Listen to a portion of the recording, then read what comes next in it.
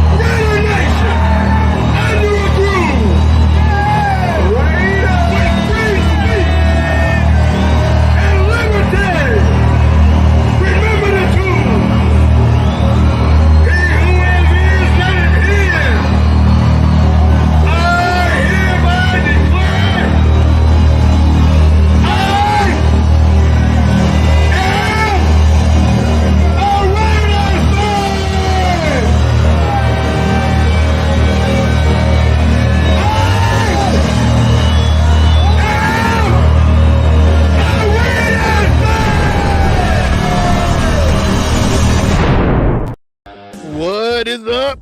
Welcome to the Cage Match. We are back again, like always, every Wednesday. I am back. Every Wednesday, I am back. The Ultimator Savage. Happy. Thank you. The Ultimator Savage and Mr. Relevant. Oh, what happened? He got locked. He fell off the face of the earth. I'm over here trying to tell him that he's the one that's been on the show every single time, and we lose him. Hey! I don't know what the hell happened there. Shit. Did they take your phone at the asylum? They tried to turn off the Wi-Fi, but they forgot I have my own little fucking personal Wi-Fi over here. I was just gonna say the man has been in every episode, and then you fell off. I'm still here though. Every episode still here, has the record going on, trying to break the record. Are we 200 and was it 210? Jim Otto, in honor of Jim Otto, you're gonna keep going strong, huh? Jim Otto, yeah. Gonna keep going strong. All right, welcome to the Cage Match, episode 45. That's a lot of starts. We're just gonna, That's a lot of starts. It's a lot of starts. 45. Okay, Max Crosby has I think 80 something. So you're right there halfway. Okay. So yeah. Welcome to the Cage Match. And before we get into anything, let's do our own introductions. I am the Ultimator Savage. And like I said, with me on every single episode that we've made on this channel, on YouTube, is Asylum, Iron Man, Asylum. Let me get you right here. Oh, yeah, right there.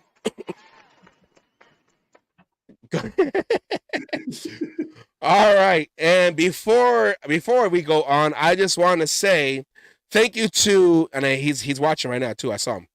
Thank you to Raider Man for covering for me.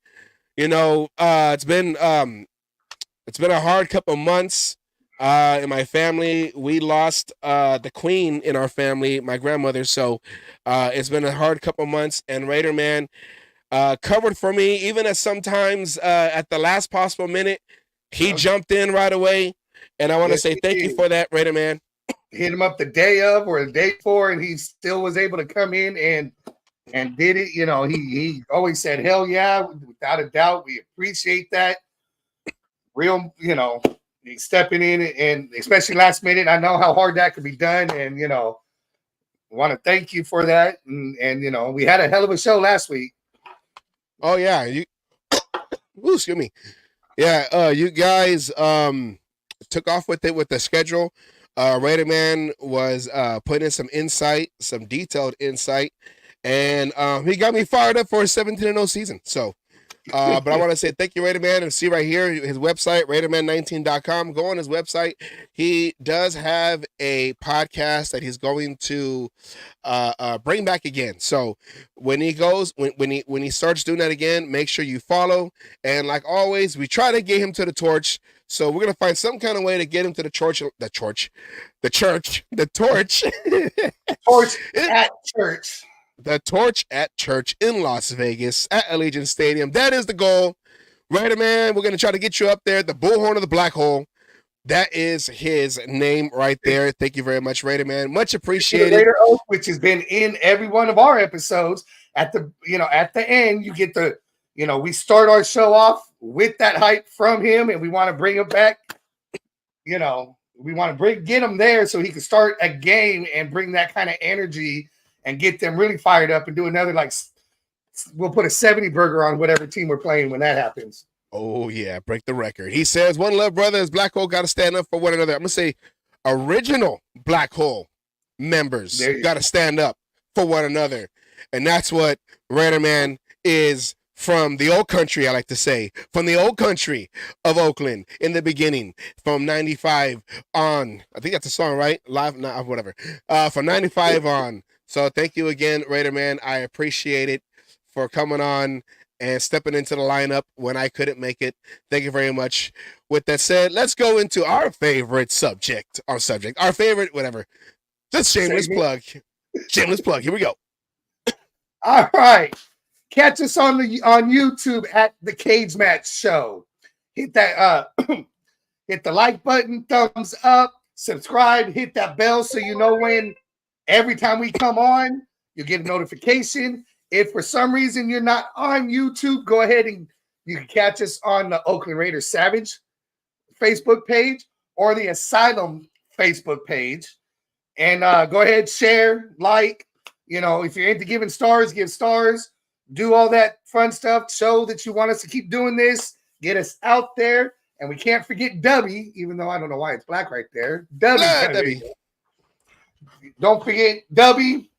Put, go to your order at the end, put Cage Match, one word, in the discount code, and you'll get 10% off your whole order. And remember, when you think of wins, you think of dubs, and when you think of dubs, you think of Dubby. That energy, like Max Crosby, we're going to talk about him coming up, but also remember, Raider Nation for Life, RaiderNationForLifer.com. Fabian, he helped us out a lot, and I will send you some. I have the stuff back here somewhere. The koozies and the lanyards he made for us.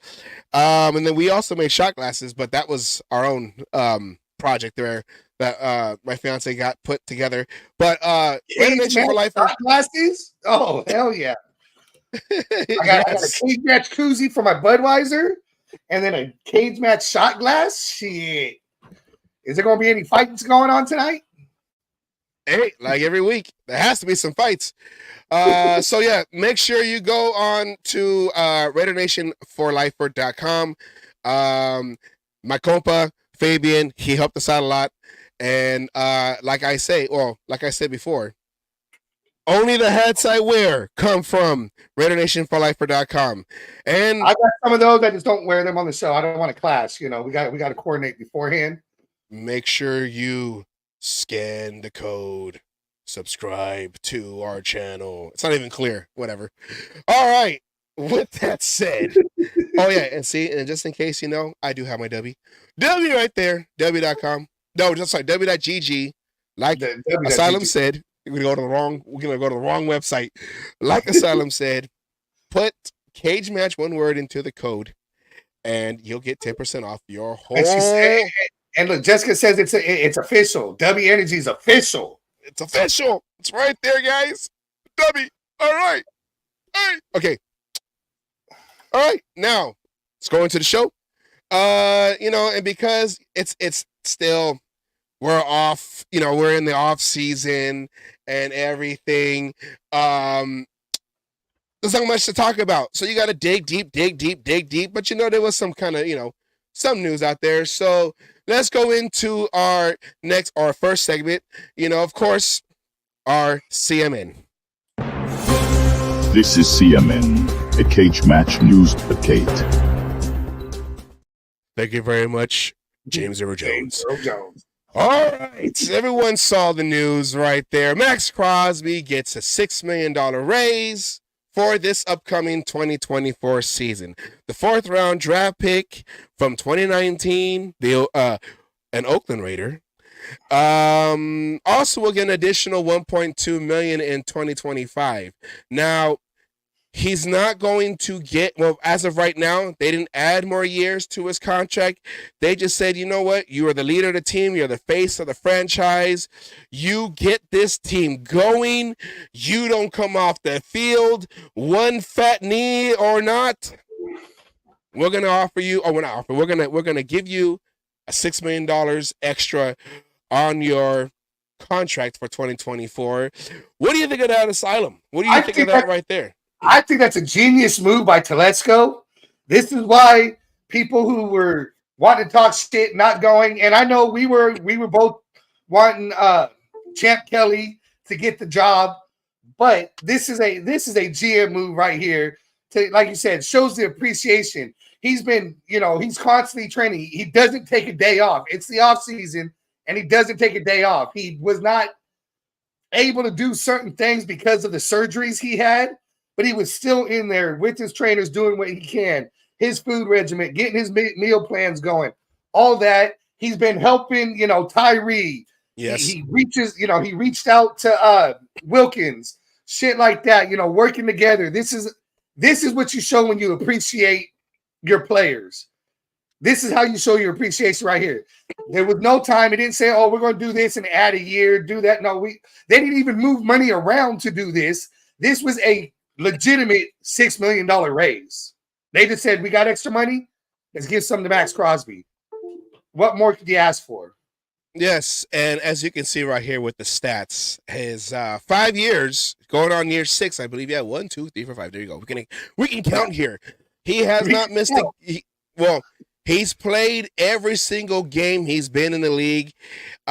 He became a full-time starter in his 2nd year in 2020. Sacks, 52 sacks overall, 321 tackles, 205 of those solo, 116 assists, tackles for loss, 88, QB hits, 124, 3-time Pro Bowler from 2021 until this past season, 2023, and he signed through 2027. This was a move, like you said, from Telesco to let him know, or to let the players know that your hard work, your dedication to the silver and black, you can get rewarded. And this new era, he got rewarded twice. He got rewarded twice. He got rewarded twice with he got rewarded with the coach he wanted. Yes. And then he got rewarded for being Max Crosby and got a $6 million raise. Well, if you really think about it, he got rewarded 3 times because Telesco even also gave him a guy in the middle, like you said, with Wilkins. So this defense could be. Expect those numbers. You see what you got here in 2023. Expect those numbers to go up. Oh yeah, just because Wilkins. It's pick your poison. Who do you want to double team? Because you can't double team them both. Yeah, Max Crosby ain't going to be getting triple teamed anymore. He's going to be able to be running free back there, which is going to help Kuntz, Crosby, obviously. And if they choose on Crosby because he's blowing shit up. We've seen what Wilkins could do in Miami when he's getting single teamed. Try running. I think our run defense is going to skyrocket. And this is going to do nothing but help that secondary. And Max Crosby is, Max Crosby is the heart and soul of the defense, if not the team itself. Yeah. And also, you can't, with the emergence of Kuntz, and him taking Tyree Wilson under his wing, like you had mentioned, all these guys are going to be like, remember in that movie, I Am Legend, when you had the dogs, that the zombie dog, and that's in the sunlight, that was kind of like the line of scrimmage and just waiting. That's what it's going to be. It's going to be like I Am Legend, and those dogs are going to be attacking. They're going for blood, and blood is red. And Mahomes wears red, And Well, so yeah, I want to say you saw in the highlights, constantly Mahomes getting sacked by Crosby. Mahomes is going to be spending a lot of time on the ground. exactly. And speaking of Crosby, we all know that he was, what's the word? Schneided.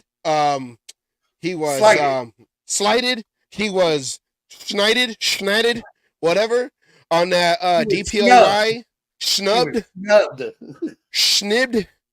This year, according to FanDuel, they have him 1, 2, 3, 4, 5, fifth on the list of projected to win the Defensive Player of the Year with a plus 1,000. They got Michael Parsons once again. Put your bet down for $20 right now on him getting the Defensive Rookie of the Year, and you're going to get one hell of a winning back. Because I think from what was said, I believe Hondo had said it before in one of his videos. They said that, or he said that he didn't even get a first place vote. Not so one. You're just adding fuel to the fire that is already burning brightest, as R. Davis would say, the fire that burns brightest. We got a new name for Tyree too. It's Tyree Dactyl. Tyree Dactyl. I saw that one on your guys' to go with the Condor, the Tyree Dactyl and Condor.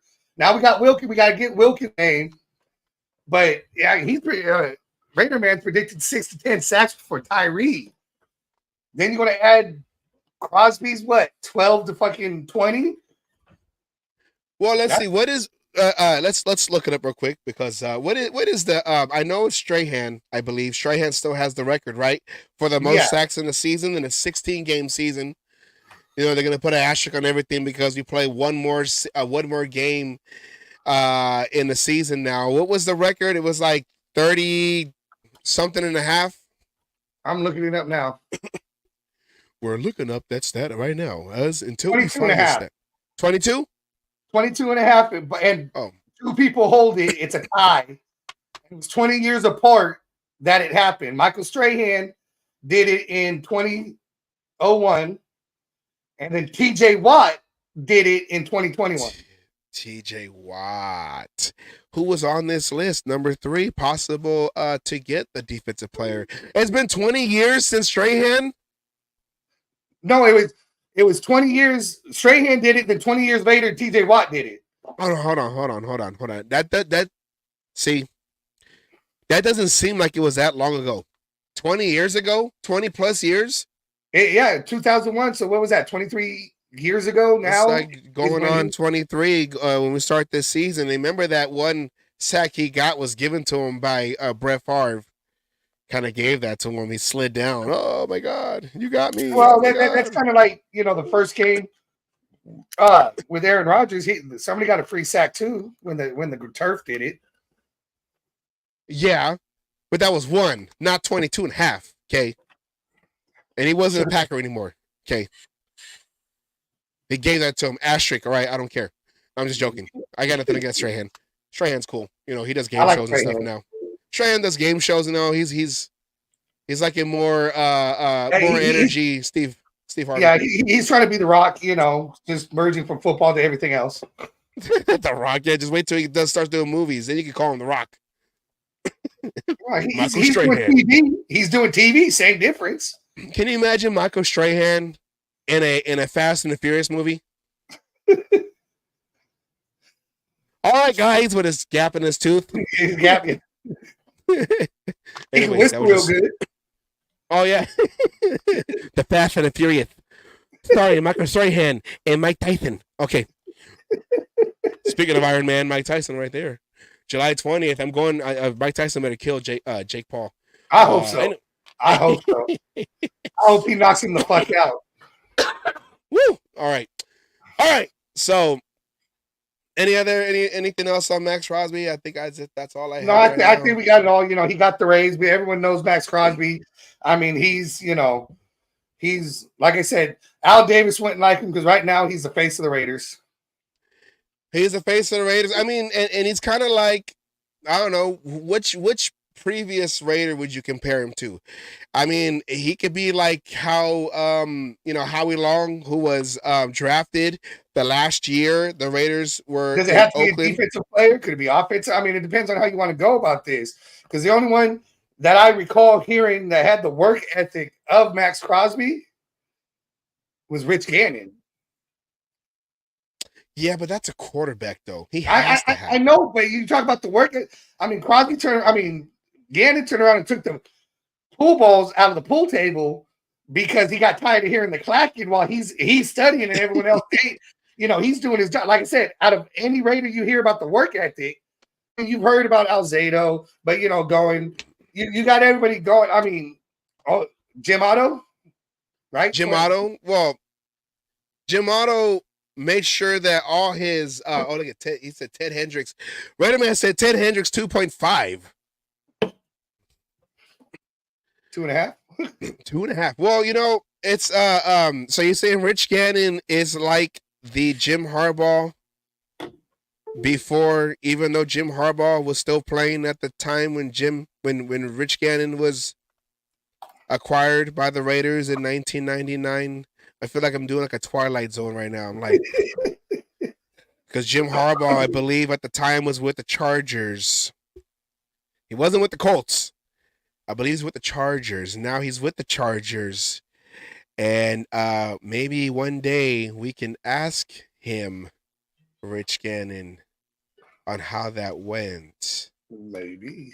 Maybe. Not a teaser. All right. I wish you had a teaser like that. Shit. Yeah. Anyways, speaking of quarterbacks, on to our next item in the news brief room. The quarterback one competition has officially started in OTAs. And I know they're in shorts, they're in padded helmets. That's you, silent padded helmets.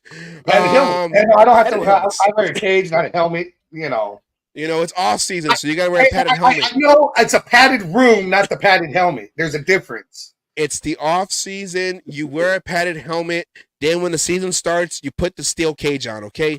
That's how it is. And the collective bargaining that all super fans had to go through, okay? So that's how it went. With that said, as we were saying, Gardner Minshew versus the starter of last year, Aiden O'Connell, with the new number 12. You like that segue with Gannon into all this, huh? I know. See, with the number 12. So with the number 12, hey, you like how I do that? I'm like a maestro. I just like a magician. Something's going on over here, but we're doing it right there. Exactly. Just follow my philosophical. Just follow my way of thinking. Okay. So with that, now you see in these videos, they're all doing the same drill, but one of the things you notice is, look at that O'Connell. Well, that's a handoff, but look at that O'Connell throwing on the run. Wait a minute, I thought O'Connell couldn't run. And yeah, like I said, we know this is just practice. No. Wasn't that he couldn't run? They said he wasn't mobile. Mobile, yes. And yet you're seeing mobile drills. Yes. Forgive me on my speaking out of terminology. But you're seeing that one of the things that was said in today's press conferences, which I don't have any clips of because that happened today. But they said that one of the things that AOC 12, Aiden O'Connell 12, is one of his skills that's overlooked is his arm accuracy. And he has a deep ball. I don't know where people were saying that, well, his arm, he can't throw that far. No, he got a deep ball. Okay. He does. He's got an arm. And even we were just talking about it right before the show. If you watch the presser today with the coaches, they what was it? What's one of the underrated things that people don't see with O'Connell? What was brought up? His accuracy. Yes. Because everyone is focusing on, well, he's a statue. He doesn't move. He just stands there. And even O'Connell had said on the Rush that he considers himself an old school quarterback that will stand back there and scan the field, and with the new addition to the rookie Jackson, oh my God, Jackson Powers Johnson, Jackson Powers Johnson and Johnson Powers, the legal firm of Jackson Powers Johnson. the legal, oh yeah, the legal firm,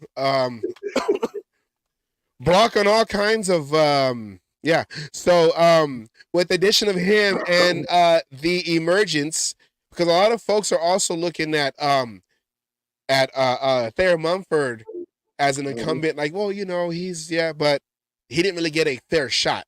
Like we had said before, he did win the starting job against Illuminor, but with the injury to Colton Miller on the left side, they had to move Mumford over to left side, which gave Illuminor his starting right tackle position back, and the rest is Raider history. And the funny thing is, everyone talks about mobility and all this. The funny thing is, Aiden O'Connell is faster than Gardner Minshew. Oh, look at that right there. 4.7 to a 4.97. Milliseconds matter, okay? Milliseconds matter, hey, right? That could be the difference of 2 yards right there. That's a first down. One of the things that, even the they were saying today in the press conference, Getsy was saying, is that Michael Mayer, he likes this offense. He says, "Oh yeah, it's easier to understand than last year's McDaniels offense." And well, McDaniels kept saying, even experienced players had said McDaniels offense is hard to understand. It takes time to learn it. And they said the same thing about Gruden. It's a complicated offense. There's so much verbiage in there for one play, this, at the other, that it's complicated. It takes time to learn just the verbiage, let alone what's expected and everything. And when you have Devontae Adams and shit like that saying that it's a complicated offense to learn, that's telling you something. Yeah, well, at least in a John Gruden offense, you're allowed to audible. McDaniels wants to tell you when you can scratch your ass. And you better do it with the middle finger, okay? Not with this finger. You got to make sure you dig deep and then you scratch. You better be knuckle deep before you better be.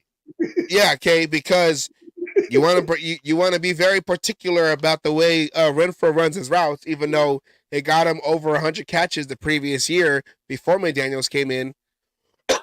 And also, speaking of Renfrow, does it surprise you that he hasn't been signed by anybody yet? I'm a little surprised on that, especially being, they made it sound, what was it, last year during the season, they were making it sound, they knew the Raiders were going to cut him, so nobody's going to trade for him because of that. And now he's still sitting and waiting. I'm shocked. I think McDaniels hurt Renfrow and hurt him bad. Something in there. They were saying possible, reunite with Derek Carr at the Saints. Yeah.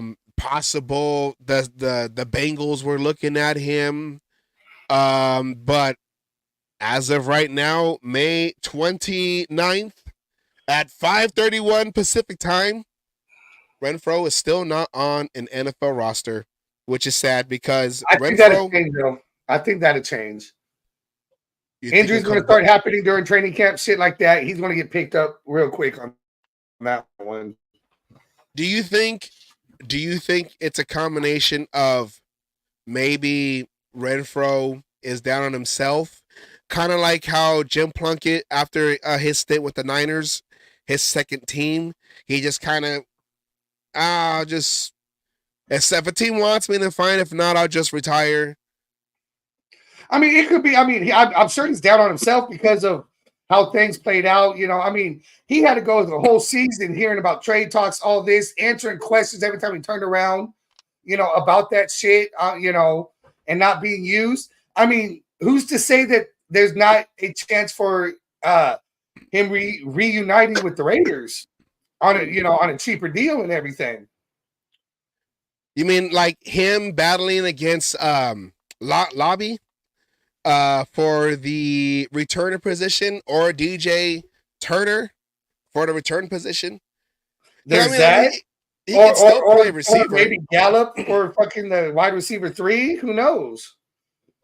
Space Beats, what is up? He says Renfro has retired. In my book, made more money than expected. Josh killed his love for the game, and that's what I'm saying. I feel like, you know, kind of like Jim Plunkett a long time ago, where you get your well, I mean, Renfro wasn't a number 1 draft pick, but like Plunkett was a number 1 draft pick out of USC, Heisman Trophy winner. So, you know, you had a high ceiling. Go to the Patriots, you get beat up left and right. Lost to the Raiders in the 1976 playoffs, and then goes to the 49ers, get beat up all over the place, and you just kind of like, can I even still play this game? Can I even, you know, like, you're gonna be down on yourself because you were at a certain level, and then just because he had 2 consecutive years, Renfro, where he was just kind of declining, especially with the injuries. He had the shoulder injury. He had the concussion. Of course, we all remember that Cardinal game in overtime, which I don't know if people, that's like his, what do you say? Like his moment of, everyone ties that one play to him because that lost the game. But Renfro's brain in the game. You want to tie a play to him. How about the play when he turned around and blew up the fake punt? Yeah. You know, against the Chargers and shit. He read that shit from a mile away and blew it up. I mean, the kid's got a good football IQ, and he's a good player. It's just, yeah, like Spacey said, I think McDaniels just fucked him up. Yeah, but he's, you know how it is. He's a casualty of the McDaniels era. You know how it is, though, is a lot of people, well, I'm going to say a lot of people, but certain casual fans will be like, well, you know, there was that one time in Arizona when he had the ball and he got hit and basically lost the game for the Raiders. People are like that. I do remember that play right on the sideline when he blasted the dude on punt return. He was a returner, and they were going for that fake punt, and he blasted them because they were gonna convert it if he didn't see that play. So and Spaceby says he'd be a great coach. Well, you know what? He has the hairline for it. I can tell you that much. So he definitely looks like he's older than what he is. That's for damn sure. They say Brock Bowers is the next Renfro with the hairline. They said but you notice, I thought the same thing when I saw Brock Bowers the first time. I was like, damn, he's losing his hair like fucking Renfro was. Is that what the Raiders do? Well, it does to us as Raider fans. We lose our hair. You know, we're like, oh my God. What's going to happen next? But we know we don't feel that way right now because we are high on AP. We are high on Telesco with his draft picks. We're going to talk about that later. And we are high on this season. And if we don't do well, then we must have been high, if you know what I mean. W, make sure, I'm just joking. But going back to the quarterback competition, you know, we will see them coming up because we're not coming up in a few months. The preseason schedule came out a little after the regular season schedule. They had the times and everything. So we're going to see this battle Saturday, August 10th at Minnesota. And then the next 2 games are at home in Las Vegas against everyone's favorite team to step all over and talk mess about. I can't stand the Cowboys. The Cowboys on August 17th. And of course, if you're from the Bay Area like I am and currently live in the hated San Francisco 49ers, which loves to run up the score on the final preseason game because, I don't know, you know, they want to wear our colors. Shanahan, little Shanahan, they can't win a big game. Be trying to wear a silver and black Niner hat. Don't know, like, you want to claim the Bay, but you want to be the team that everyone loves. And it's not the Niners. It's the silver and black Raiders. That means we still own the Bay. We still own LA. And we're going to take over Las Vegas and say, just win, baby. Oh, yeah. Are you ready? Okay. Sorry. That's going to be a hell of a cute battle to watch, though, too. Exactly. And, you know, I mean, we do have other quarterbacks. I think it's Brown from the Ravens, and then the the other guy, which We got I the do, UDFA. the UDFA, which I guess I don't. Oh wait, no, I don't have it no more. I don't have the list. Anyways, he's a son of one of the Raiders former coaches. I believe he's a son of the defensive coach that we had, Bradley. So it's Bradley's son is a quarterback. I believe That's that Bradley's is son? Gus Bradley. I believe is the quarterback. Yeah, his son. So, anyways, I know we didn't get a chance to talk about it last week, or you didn't get a chance to talk about it last week, but I know you have a gripe on the schedule makers right here. Everyone's favorite teenage singer, who's probably like in her 30s now, still complaining about ex-boyfriends and have to deal with Kelsey trying to sing in a public venue, looking like a drunken college student. Riley Grally, Taylor Swift. A swift move by the schedule makers. What do you think about this, Asylum, since you got to be over there in quote-unquote Chiefs Kingdom, generic branded Temu version of Raider Nation? I had heard, and there was a story out that they actually took Taylor Swift's schedule, her touring schedule, into consideration when they made the schedule. And, so a lot of these games, that the way they've worked out, have worked out perfectly, so she could be, at games and shit like that. And to me, I don't care if you won 2 Super Bowls in a row. I just call that as bullshit. But that just proves they need Taylor Swift to win, right? They need Taylor Swift to win, because Taylor Swift is America's sweetheart. As soon as Kelsey does something and they break up, that just means they're going to spiral and be a crappy team. Because that's Taylor Swift's team. That's not Mahomes' team. That's Taylor Swift's team. Well, if you remember in that game, you remember because you were there. You were there live and in person at that Christmas game in Kansas City when Kelsey couldn't even catch a ball. Mahomes couldn't even hold on to the ball. And up in the booth, Taylor Swift is kind of,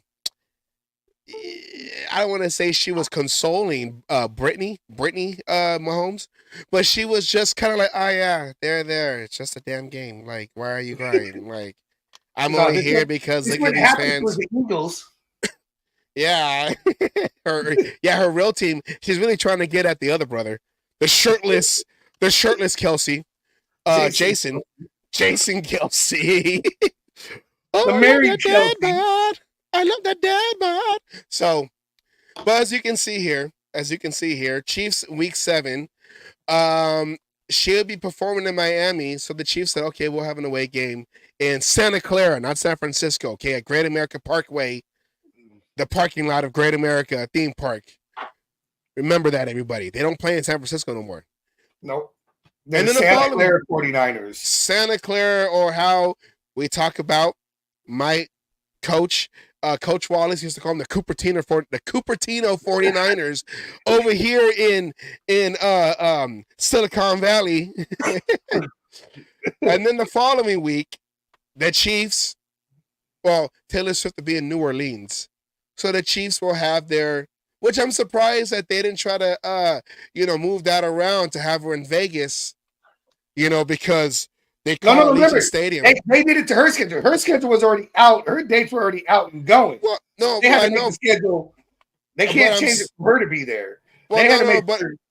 I'm saying is, I'm surprised they didn't even try to go and make that game earlier so she can attend that game in Las Vegas, because they try to say that Allegiant Stadium is Arrowhead West and we won a game and we won a Super Bowl and we put the flag in the middle of the field. You know what, Raiders? This is how Adam Sandler or Bob Boucher says in the movie Waterboy, tackling fuel. This is tackling fuel.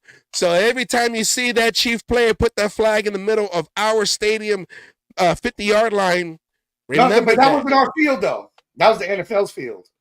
You know what? I don't care. Okay, I don't care if it was the cornfield from the Children of the Corn. I don't care what field it was. That's the Raiders. That's where they practice over there in KC. The that's where the Raiders need to, in the words of Under Armour, protect this house. Okay, because we have not beat the Chiefs in Allegiant Stadium since it's been open, since it's been built. And we need to make sure that we take care of our home. I say, and Raider Man said, I believe, that we're going to sweep the Chiefs. And I'm still going to say that. No, Raider Man didn't. Oh, well, then it's just me then. I'm the crazy one here then, okay? We're going to sweep the Chiefs because we have a new attitude. AP is not going to allow this team to go in lethargic. Big words right there, everybody. Lethargic. We're going to go in there, and it's going to be the Seahawks. Where it's going to be lethargic. That's what Ben Davidson. Right? It's going to be like Ben Davidson into a fight with Len Dawson, okay? It's going to be like that, all right? That's how it's going to be. That's how a Raider Chiefs rivalry should be. Rivalry. So, as you can see, you would figure that the Raiders they would have had that game in Las Vegas earlier, or they can't have it late because the Raiders always have to play the Chiefs later in the season in the cold, like they did. Well, it's gonna be you're not gonna go to that game because you'll be in New York. They did that to you, man. They did that to you. They did it. They didn't want me there because I was there and they won. So they found my schedule somehow and turned around and made sure that game was when I couldn't be there. Yeah, and it's messed up because we only have one. I guess you count that Friday game. That Friday is considered a primetime game. Whatever. But if you want to go official, we only have one primetime game. We have one primetime game. One, it's the Falcons. One game, and the NFL schedule makers went and said, let's go and make sure Taylor Swift can honor her season tickets up in the booth with Brittany, and what season tickets? She can sing for free. She don't got to pay for shit. I'm just saying is they want to make sure she's there for every game. You even mentioned it when I was making this graphic. You said they even got her in Toronto, so they made the Chiefs play Sunday in Buffalo, which is, I guess that's in the same area, right? Canada's just one big city. It's short travel time. It's close to the border. She could drive over there and, hey guys, it's me, Taylor Swift. Yeah, we're dancing. Yeah, whatever. The Bills better take care of that too. Come on, Josh Allen. Still owe me for that playoff game a couple years back, going back and forth. You don't have your receiver anymore, but you better start making plays, okay? Tired of the Chiefs winning games. Anyways, with that said. All we could do is beat them when we play them. Yep. Beat them when we play them. Now, of course, clickbait is a thing nowadays.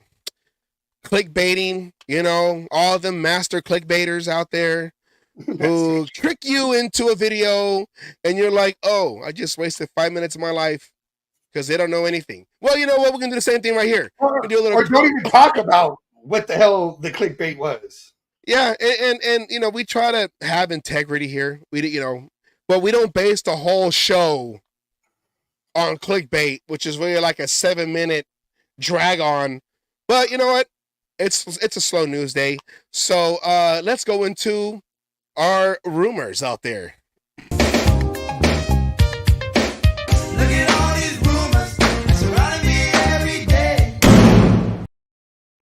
And go into there we go right there. Hopkins denies rumors of pregnancy with Davis. If this was an episode of Maury, you would hear him say at the end of the show, Mark Davis, you are not the father.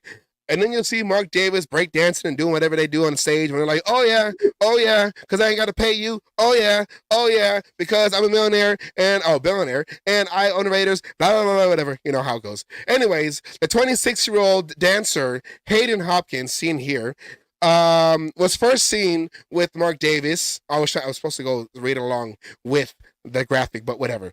First seen with Mark Davis at when the Raiders when the Chargers came to the Raiders on the December 5th, 2002 game, and then she was seen again against when the Raiders played the Packers on Monday night. You seen the clip where he was like, "You asshole." So, Mark Davis going on 70. She I says didn't Mark realize he was Davis that is. fucking old. I know, it's the haircut. It's the haircut. It makes you look young. It makes you look young. Now we know why he does that haircut. Well, because of all the whole, the rumors, Hayden Hopkins addressed those rumors by saying reports of Mark Davis being the father of my child are widely untrue. I was pictured sitting next to him at a game in 2022 and have endured. Oh, wait, did I say 2002? Wow, it's a long time ago. Wow, she don't age either. I meant to say 2022. And have endured false rumors of a romantic relationship since. I was just a guest sitting in the owner's box with other friends. These continued media stories are negatively affecting what should be my happiest days. Joey and I don't know what Joey Bosa, is that Joey from Friends? I don't know who it is. And I are how you doing? Joey and I are excited to welcome our baby this fall. We're gonna name him Mark Alfred Davis. I'm just joking. I just added that. Asylum. It's a funny story. It is what it is, But what do you think about it? What do you think about? Because basically, it's just, and this is how it is on social media. You see one thing, and you run away with it. And people, no, it's not you do. People run away with it. Yes. Just we were sitting next to each other, and I remember when it first came out, they were dating this, that, the other, and it is. And there's other shows I've seen posts. There's other shows that are running away with, oh my God, Mark Davis and her are having a baby. And if they were, more power to Mark Davis. To be able to pull that at 70, I mean, shit. But it's not true. The fact that she, and she said it, okay. I mean, the only thing you can say against her is why'd you wait so long to say something? You were hoping it's going to die with social media. She's supposed to be a YouTuber, and you should know, you got to squash that shit early, because if you don't, all you're doing is feeding the fire unless she let it keep going because it helped her get views. Well, she's a Cirque du Soleil dancer, 26-year-old. We're like, hey, Mark Davis, if you can't score in the field, score in the booth, right? That's what we're trying to do. That just proved that would have just proven what money could get you. Yeah, it can't get you a good haircut, but it could get you some arm candy right next to you, sitting in your booth, and the people are probably thinking, "Look at Mark Davis. That's his girl because he's just drinking water. He must be very thirsty. That's probably his girl right there. He's a 70-year-old man. He's the sugar daddy. I am the owner of the Raiders, and I do my meetings." Well, no, John Gruden. No. His meetings were over here when he was still in Oakland. He did his meetings at Hooters, so it kind of goes down as up in his alley. But Mark Davis owned a big old brand new, well, not owned, but it's basically his big brand new stadium, state of the art Pearl in the middle of, or not the middle, but at the end of the Las Vegas Strip. I mean, Mark Davis. He's living his best life, not like Al Davis, who was, focused on the team, because Al Davis was still, in Al Davis's mind, I'm still a coach, even though I'm the owner, general manager, general partner, whatever his title was, because it wasn't general manager, it was general partner, Al Davis, when he was still alive. But Al Davis was a football-minded person. Mark Davis. He's the majority owner. Yes. Now, Mark Davis, who... he knows I'm not a football guy. I got people in place for that. But hey, when in Vegas, get yourself a dancer. Get yourself someone. Hey, come to my booth. So it's just a funny story. And I know people are going to have shows, long old shows about it. There you go, Raider man. Fucking doppelganger. Yeah, it's going to be Boss Baby. The only wear a Raider hat in a suit. It comes out with the white suit and shit, just fucking. what a white jumpsuit. Well, with the Diamond Al bracelet and shit like that. Can you imagine that? See, now I gotta come up with that picture. I'm gonna ask AI, make me a baby, a boss baby Al that Davis. resembles Al Davis. Can you imagine that? Like out, he was with a bottle. Or I'm picturing like baby Herman from Who Framed Roger Rabbit. Roger. Smoking cigars in the locker room with Max Crosby in there. Max Crosby, Antonio, that was a great game right there. All right, but yeah, it's a funny story. Like I said, you're gonna see a lot of shows out there that's gonna make that. Oh my God, baby for Davis. Davis does need an heir apparent, someone to pass along the team because Mark Davis does not have any children that we know of. That we know of. It is Vegas. What happens in Vegas stays in Vegas, comes back to you 16 years later saying, where were you at my whole life? I don't know. I'm just making up stuff right now. But yeah, Mark Davis is not the father of 26-year-old Hayden Hopkins, pregnant belly. It's Joey's. Apparently, Joey Gallo. He's a Major League Baseball player. Joey Gallo. Yeah, that's Joey apparently the Gallo. father. Joey Gallo is also a lawyer in My Cousin Vinny. No, I don't think it's that one. Joey Gallo. I said Joey Gallo. Joey Gallo's dead. I love that movie. All right. Well, we are waiting for our next guest, but let's just go into. I looked at nothing yet, so let's just go look into other things that we have over here. All right. You know what? Let's just go right into it. Now, Hondo Carpenter from Sports Illustrated Insider with the Raiders, where we get a lot of our information from, because Hondo is there in the facility talking to the players face to face, getting the inside knowledge. Earlier this week, he did an interview with Amy Trask, who was a former executive high up there, first woman executive, and first and only woman CEO in Major League Football. Major League Football, the MLF, huh? No steroids there. So with that, she talks about, or they talk about how she basically had to save the team. Let's go into that clip right now. I joined the Raiders after Al had moved it to Los Angeles. I was with the team when he chose to move it back to Oakland, and I looked at all the available deals with him. We looked at something in Sacramento, we looked at something at Hollywood Park, we looked at something in Irwindale, and we looked at something in Oakland. The Oakland deal was the worst. And we had long discussions about that, and he ultimately shared with me that that's where his heart was. He wanted the team to go back to Oakland. Not only was the stadium deal we did with Oakland not a good financial deal for the team, and I went through all of that with Al, and I showed him the revenue streams, and I showed him the revenue projections, and I showed him the comparisons as between stadiums. He went with his heart. But as a result, we were always in an, oh my God, we need money. We didn't have operational cash. We did not have the cash we needed to operate. Now, some of it was we didn't have as much cash as other teams. Some of it was simply cash flow. This was not a one-time instance.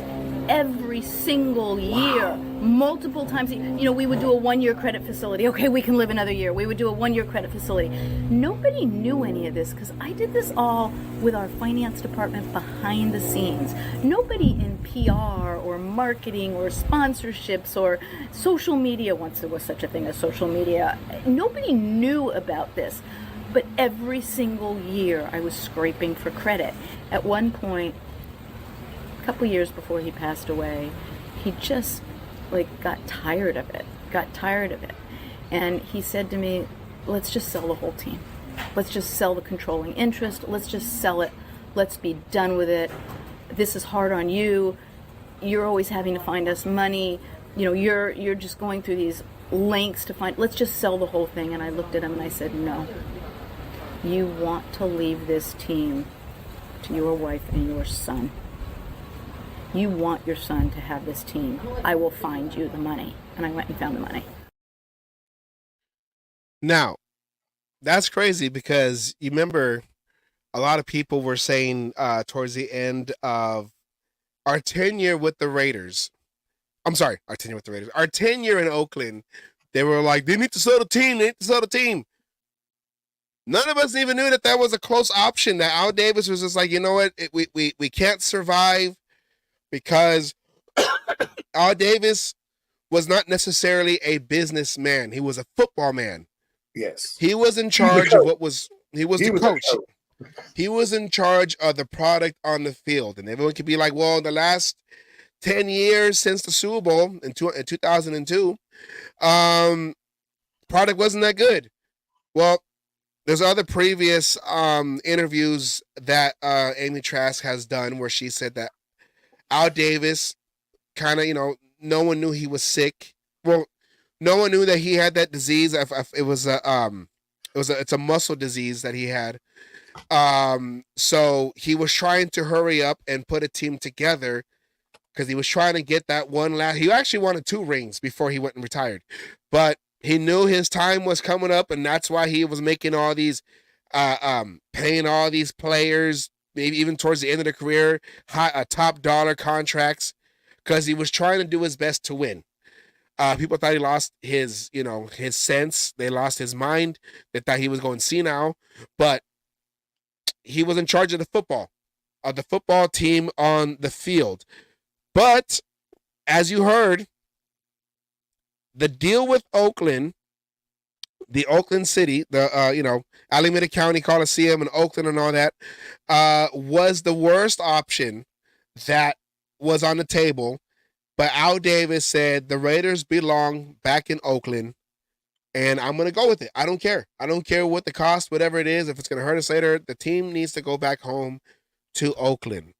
Well, Amy Trask was talking about how that deal was basically a domino effect to how they had to keep trying to scrape up money to keep the organization going. At the time, they had revenue sharing with all the other owners, but Al Davis was also particular on the people he worked with. He didn't like certain sponsorships. If they wanted to rebrand a certain way, or if they, wanted more than the Raiders can offer, as compensation. That they were willing to pay. They wanted more versus the money they were going to get. Yes. So, I mean, that was a hell of an interview. If you haven't listened to it, find it. You can find it on YouTube and listen to it. She gives a lot of information, just like you heard there, that you didn't know, behind the scenes and shit like that. I never knew that Al Davis was ready to sell the team at that point. Yeah, and I mean, can you imagine that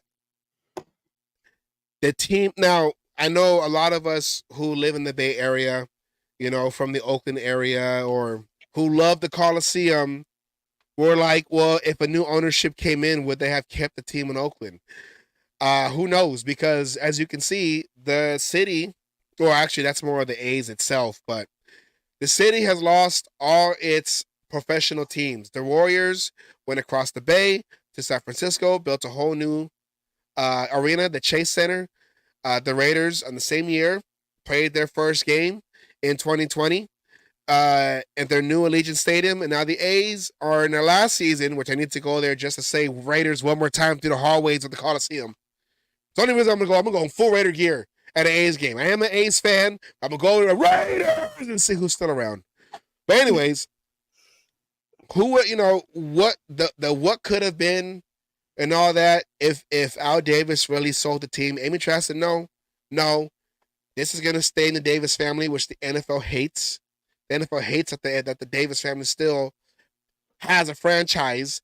the Raiders in the NFL. And I mean, can you imagine a Raiders team not owned by a Davis? Right? I mean, that's going to be that's. I mean, I don't even know how to go. It's Marks need to hurry up and do something because I know the NFL probably doesn't want it, and there's a lot of people who don't want a Davis owning the Raiders anymore. But that's all we've ever known. Yeah, and it's going to be that's like the Hunt's not owning the Chiefs. God damn it, Rooney's not owning who is it? The Steelers. The Steelers, yes. I mean, even Jerry Jones with the Cowboys. Well, I don't even know who's his Jerry family. Jones with the Cowboys. He's the first generation of that. Jerry Jones when he bought the team in the late 80s, early 90s, late 80s.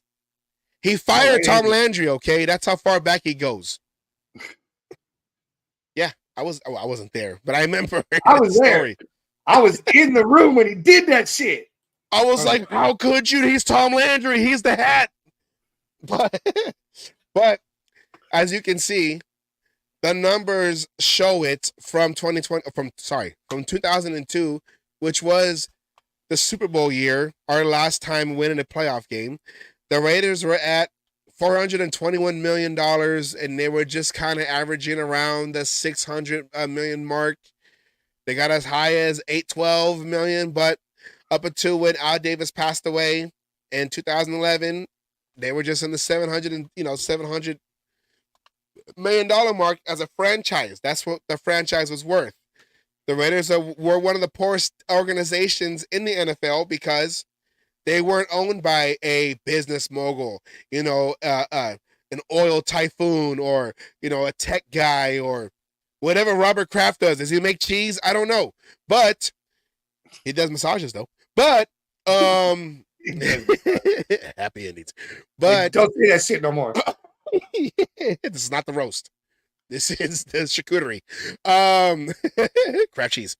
So Jeez. owner Al Davis from 2002 to 2011 was around that $600, $700, $800 million mark, but they had to scrape funds just to keep the organization afloat. When Mark Davis came in, of course, they had to basically redo the books. That could be also, you think that was also what McKenzie was doing? I know he was doing the players' books. Nah, it's probably not what he was doing.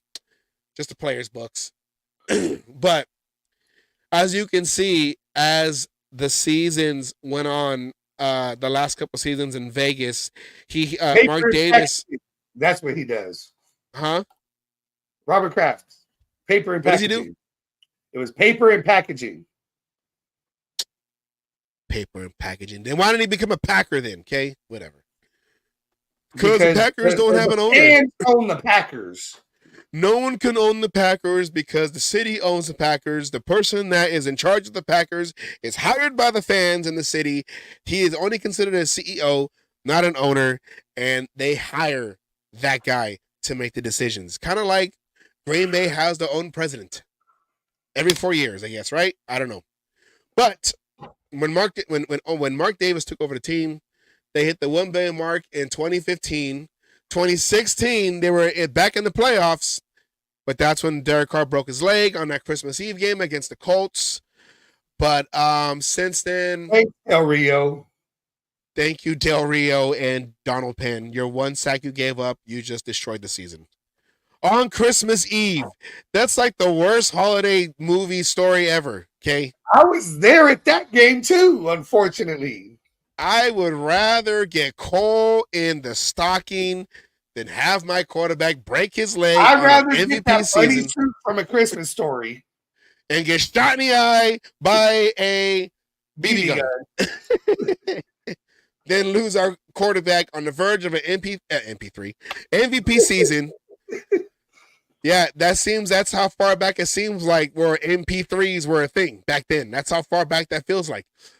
But of course, working with Las Vegas officials to get the team moving over, the team started getting more revenue, and as you can see right now, the team is worth $6.2 billion. Don't know where that's ranked right now amongst other NFL teams, which I'm just now thinking I could have had a graphic for that too, but I didn't think of that until as of we speak right now.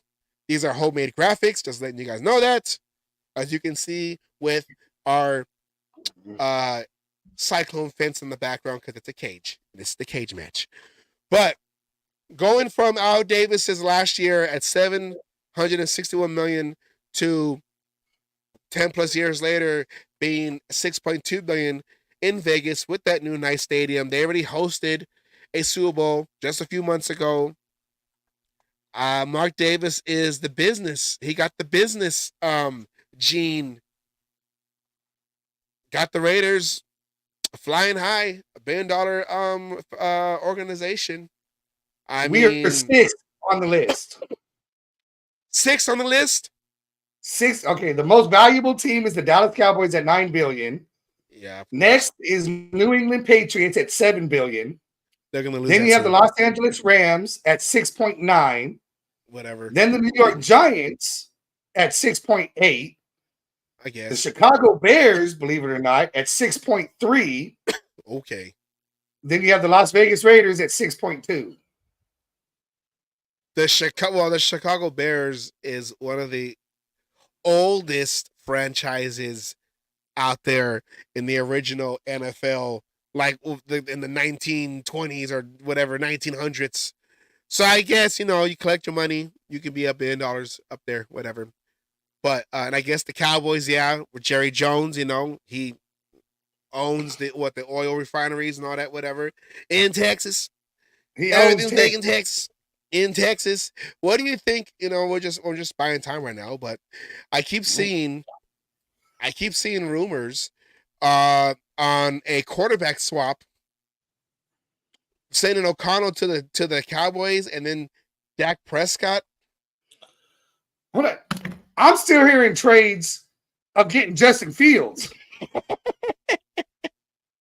Now we're just not trading with the Bears. Now we're just trading with the Steelers to get Justin Fields again. I mean, that trade is still out there for some goddamn reason. I've heard that one though. I've heard Minshew or O'Connell to get Dak Prescott, and even Hondo said that's not worth it. What has he done? Yeah, I mean, and Fields is still going to be battling the number one spot against Russell Wilson out there with the Steelers. That's going to be an interesting offense because I think they got a new offensive coordinator. So yes, they do. They do. So Canada got fired. Who do you think would win that battle out there in Pittsburgh? I think just because value everything else, I still think it's going to be Russell Wilson that wins that one. Russell Wilson automatically because he's the veteran, and then just have he's the veteran going. He'll be the one to probably pick up that new system faster. This is going to be the first time that Fields has to try to learn a new system and everything else like that. and we know Russell Wilson has that chip on his shoulder. Oh yeah, because of what they did to him in Denver when Sean Payton was all like, you know what, we have Stidham. You know what that means, right? Starting quarterback. Doesn't play the last two games and will find himself on another team the following season. Jarrett Stidham. Curse of Stidham. Within the curse of Stidham. Sounds like a horror movie coming in October. Or in December. Last two games of the season. Speaking of the Broncos, Jarrett Stidham, I don't know if you would call him the incumbent starter. He did start the last two games. Everything I've heard is it's Bo Nix. He's the starter. Bo Nix. Nobody wanted Bo Nix. I know you have Bronco fans. Oh, we got Anna. How you doing, Anna? We missed you. I was like, where's Anna at? But she's here. I know. She's here. She's late, but that's okay. It's okay. Better late than never. We're still on. Speaking of late, Mark Davis was seen. Well, I'm just joking. Well, I'm going to say Mark Davis, the pregnancy. We're trying to go back to that. It's how we segue. But yeah,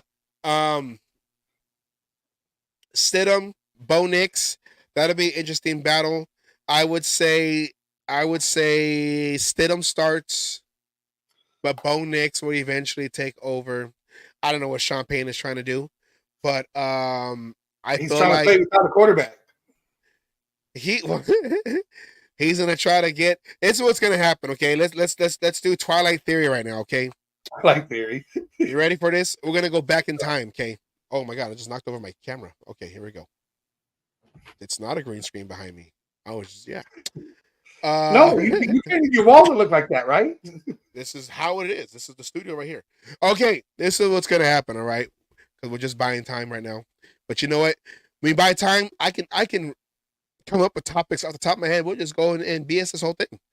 But That's what we do best. that's what we do best because you know we're funny. We're funny happening kind of guys. Steve Martin. Okay. Steve Martin and Dan Aykroyd. That's old school for people who know that skit from SNL. We're a happening kind of guy. Yay. Okay. This is what's gonna happen. Sean Payton is gonna get Drew Brees out of retirement. He's gonna play for the Broncos. The Raiders are gonna get Tom Brady out of retirement, and he'll be down there playing for the Raiders. Then, because Tom Brady is back, Twilight Zone. I'm already not liking this. and then because Tom Brady is back, Peyton Manning's going to be like, hey, I'm going to be the first Hall of Fame quarterback to take an NFL snap once again. And he's going to compete for a job with the Broncos against Bo Nix and I just said his name. Brady? Oh no, No, not Stidham. Brady. No, not Stidham. I just said his name. The Drew Brees. But then at the end of it all, Stidham benches all three of them, sends them all back to retirement, and wins the starting job for next season. The quarterback killer.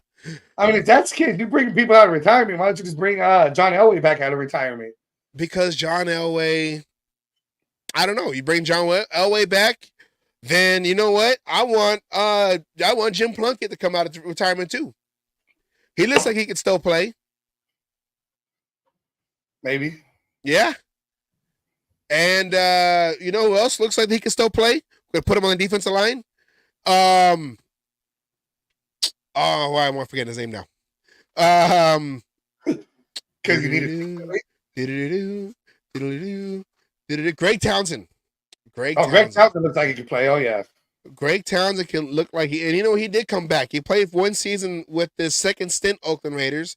He came in 1997 under Joe Bugle. Joe Bugle was the coach for that one. Remember Joe Bugle? I believe they went 4-12. Greg Townsend, who has the Raiders' overall sack record at 109.5 sacks. Do you think Max Crosby, since we're going to go back and talk about Max Crosby now, do you think Max Crosby, in his Raider career, he's halfway there? Where is that graphic? He's just about halfway there. Do you think Max Crosby can Max Crosby can break that record of 109.5 sacks that is currently held by Greg Townsend? I think he can now that he's got help. Now I that he's got double, triple teams and shit like that. Let's see how big of a sack jump he gets from here. You know, with Wilkins and Kuntz emerging and Jenkins and Butler fucking, they even started emerging. Shit like that. I think that could easily. I think this is a possible year we're going to see Max Crosby at least close, if not breaking, the NFL sack record for a season. And if he does that, then yes, he's definitely going to be able to beat Townsend's record. 23 sacks is the mark. That mark will be the one that NFL record not only would be for a season, not only would be the Raider season record, but would also be the NFL record. Max Crosby is halfway there with just 5 seasons.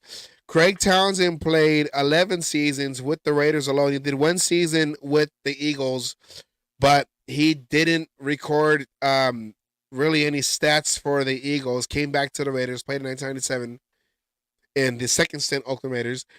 But from 1983, drafted by the Raiders in 83 to 93, and then the 1997 season that he played, Greg Townsend got 109 sacks. So an 11-year career as a Raider, 109 sacks. Max Crosby, 52 halfway with no help. Greg Townsend did have guys like Howie Long on the other side, and he could also play in the middle. In early in Greg Townsend's career, Reggie Kinlaw. So he had help on the line, but with Max Crosby, if Max Crosby can get the Raiders sack record, would that be impressing for you? The sack record or the NFL record? Well, I mean, let's start off team with record? okay. Well, of course, with the NFL record, it's going to be Well, I mean, that's going to be even the team record. I mean, because who has the team record? It's Townsend that has the team record for a season, right? well, he has the He has No. the overall. No. The season record, I believe, is number 56. He came from the Eagles. Yeah. Burgess. No. Who? Burgess? Derek Burgess? Derek Burgess. I don't know what the I don't know what the actual but Derek Burgess has it. I want to say it's like I forgot. I know it too. I knew it too. Let's see. Where's Wikipedia? There we go. Raiders sack leader season sack record.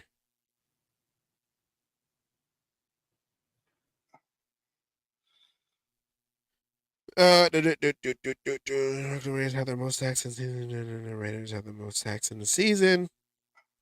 Derek Burgess has the most sacks for the Oakland Raiders in the season with 16 sacks in 2005.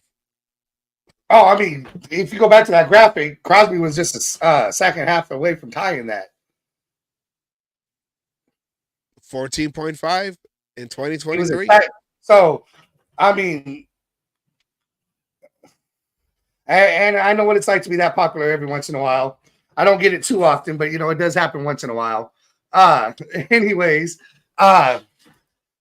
so I mean the team thing, I mean, I see him breaking that one. Shit, I see him breaking that one this year. Easily. With the help that he's got now. Because he really did the 14 and a half last year with the beginning of the season by himself. And then he started getting help, and he was constantly in the backfield. And with the addition of Wilkins, I think that jumps up. I say Crosby has 20 sacks this year. If he doesn't break the NFL record, he's definitely demolishing the Raiders' single season record, and he's going to have 20 sacks this year. 16 by Derek Burgess in 2005, which means that record is almost 20 years old. Why are all these records 20 years ago? Because I remember when they happened, and especially that Strahan one. How was that 20 years ago? That's telling me that I'm getting old. We're all getting old. Hey, pause time. I'm never getting old. I'm Peter fucking Pan, goddammit. Peter Pan. Running around in green tights, eh? Hey. They'd be lucky. Consider them lucky I'm running around this island with anything on. Okay. That's why we have padded helmets in the off season. Because we don't need to see that. Okay. You will encourage people to want CTE, even though it's not real, according to Antonio Brown, and Chandler Jones. So, well, what do we do now? Well, with the way things are going right now, we just keep going the way we've been going. Fuck it. All right, well, let's talk about what is your view? Now I know there's no real news out there on how the Raiders are doing. We just had the video of Max Crosby, of Aiden O'Connell and Gardner Minshew, because that's the one battle that everybody is looking at. That's the one battle that everybody. Well, that's the biggest battle. There's other battles that I think other people are looking at, because right now you seem to have that battle between Jacorian Bennett and Richardson. I'm not gonna butcher his first name. The rookie. That seems to be a battle that's heating up. Hey, I got the graphic. Yeah, yeah. Right, yeah, I see right there. Decamerion Richardson. That seems to be another battle that I've heard talking about. So I mean, those are the two big battles going, because we know Johnson Powers Jackson, or Jackson Powers Johnson, JPJ is probably going to be the starter, and we don't know what side Mumford's going to be on. I heard he's on the right side, the left side, all this other shit. We don't know what's going on with Glaze, shit like that. So those are the two big battles there. And really, both these battles, obviously, we're waiting for preseason. But I've heard good things about Jacorian Bennett during these OTAs. I've heard Richardson stood out. I've heard the kid from Air Force, Trey something another. Oh, that is Trey Taylor. Taylor, there you go. I heard he's standing out big time. And I think with the help of Marcus Epps, this kid might be our other safety. Yeah. Well, so you're saying that he can probably push out Morig? From what I'm hearing, there's a possibility. Because Morig is in a contract year this year, and especially with that money. Well, especially with that money that the Raiders are supposed to get, basically refunded from the Garoppolo experiment, the Jimmy G experience. They're saying, the slide that beat the Broncos, and that was his only highlight. But a lot of folks are saying that they're gonna use a lot of that, or part of that money or whatever, to help re-sign guys like Morig and Kuntz, and Diablo and Kuntz. Yes, so. But I'm thinking they might not have to. They might not have to with Morig. I mean, they might still with Morig, because we got to remember Epps has only got one more year left on the contract. Yeah, on this 2-year. So they might keep Morig. Even he may lose his starting job this year to give Trey his chance, or Trey being in and out, however it's going to go. And then they may not re-sign Epps, which I kind of like to keep him. Me and Raider Man talked about that last week. I like to keep him for another couple of years as a on the field coach. But if Trey's standing out like we're hearing, and Morig breaks out even more, and everything goes, now you got two people on. Well, you got one on a rookie contract, and Morig on probably a better deal than what you're going to have to give Epps to stay. Yeah. And you have your safeties, solidified right there. Well, so let's say out of all the guys in their 5th year, I guess you can say, or in their contract year, Kuntz, Morig, whatchamacallit, Diablo, Epps, Diablo, the other corner, I'm forgetting his name. Hobbs is not a contract year, right? He got what, one No, more no, year no, left? no. Hobbs. I think is in his third year. Okay, so with those, well, okay, we'll say that the Raiders are players that the Raiders, they've grown up as only Raiders. That which is Kuntz, Morig, Diablo, and that's just the main three, right? Right now. Yes. Do you think uh if you could only, let's say, if Yeah, he's if in you his can't third year. if you can't keep all three, you can get two but not three. Do you say Morig could be the odd man out if this rookie, Trey Taylor, is Yeah. having I go ahead, finish. I'm no, trying to let's answer. say no, let's say, and we, of course, this is not a full contact, drills and all that. This is all just shorts and helmets. So basically, this is all just skill on skill, not physicality, on physicality. But do you think that the rookie Taylor can push Morig out of his spot the following year? Not saying this year, because Morig is going to be in the starting lineup until proven, I think so for two reasons. One, you got Taylor on a rookie contract. So you're going to pay him a lot less than you're paying Morig. Yeah. If Morig breaks out, this has come down to the whole thing. Morig started to, he played well last year.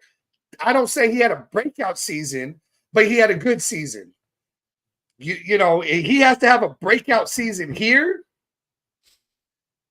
in order to get that, he might. It's a catch-22 here. Do you sign Morig now for cheaper, or wait till he does have that breakout season and then have to make a decision?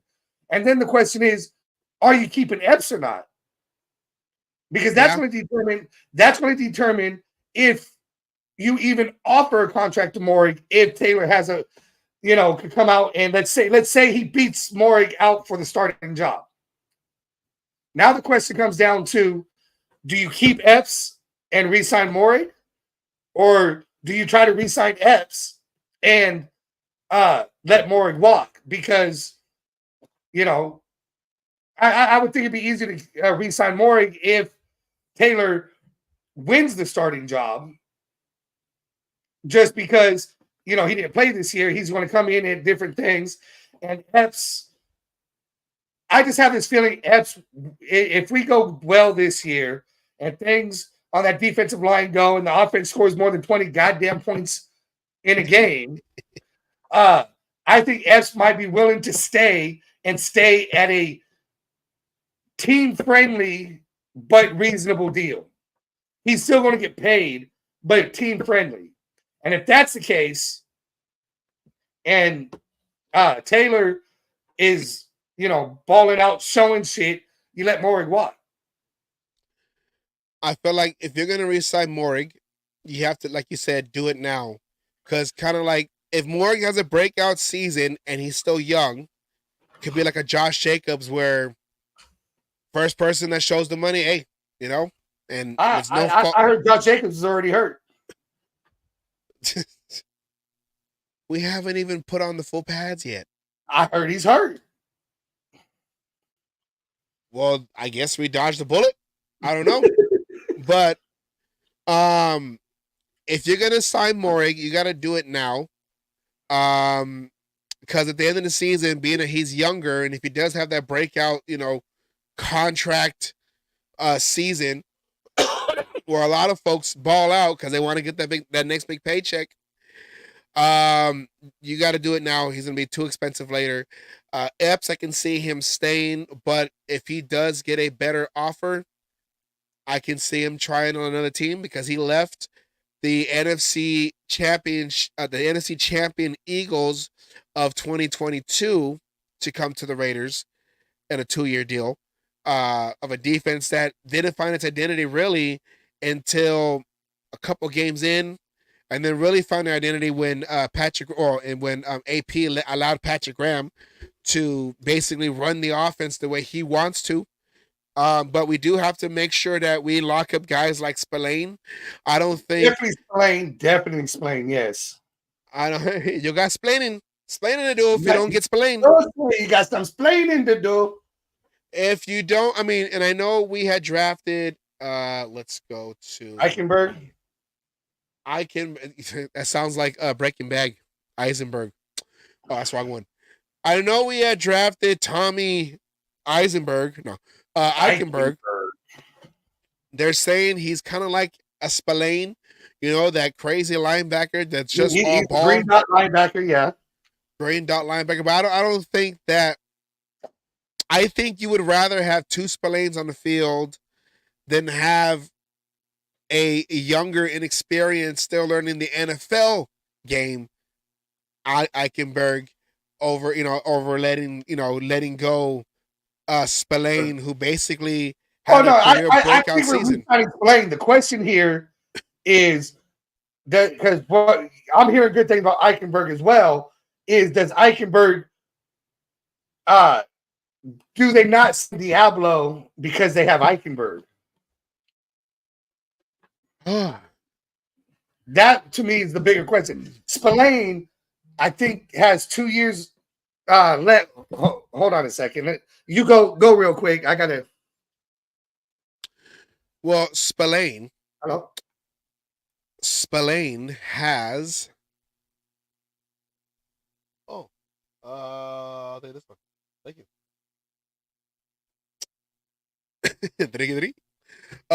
Robert Spillane.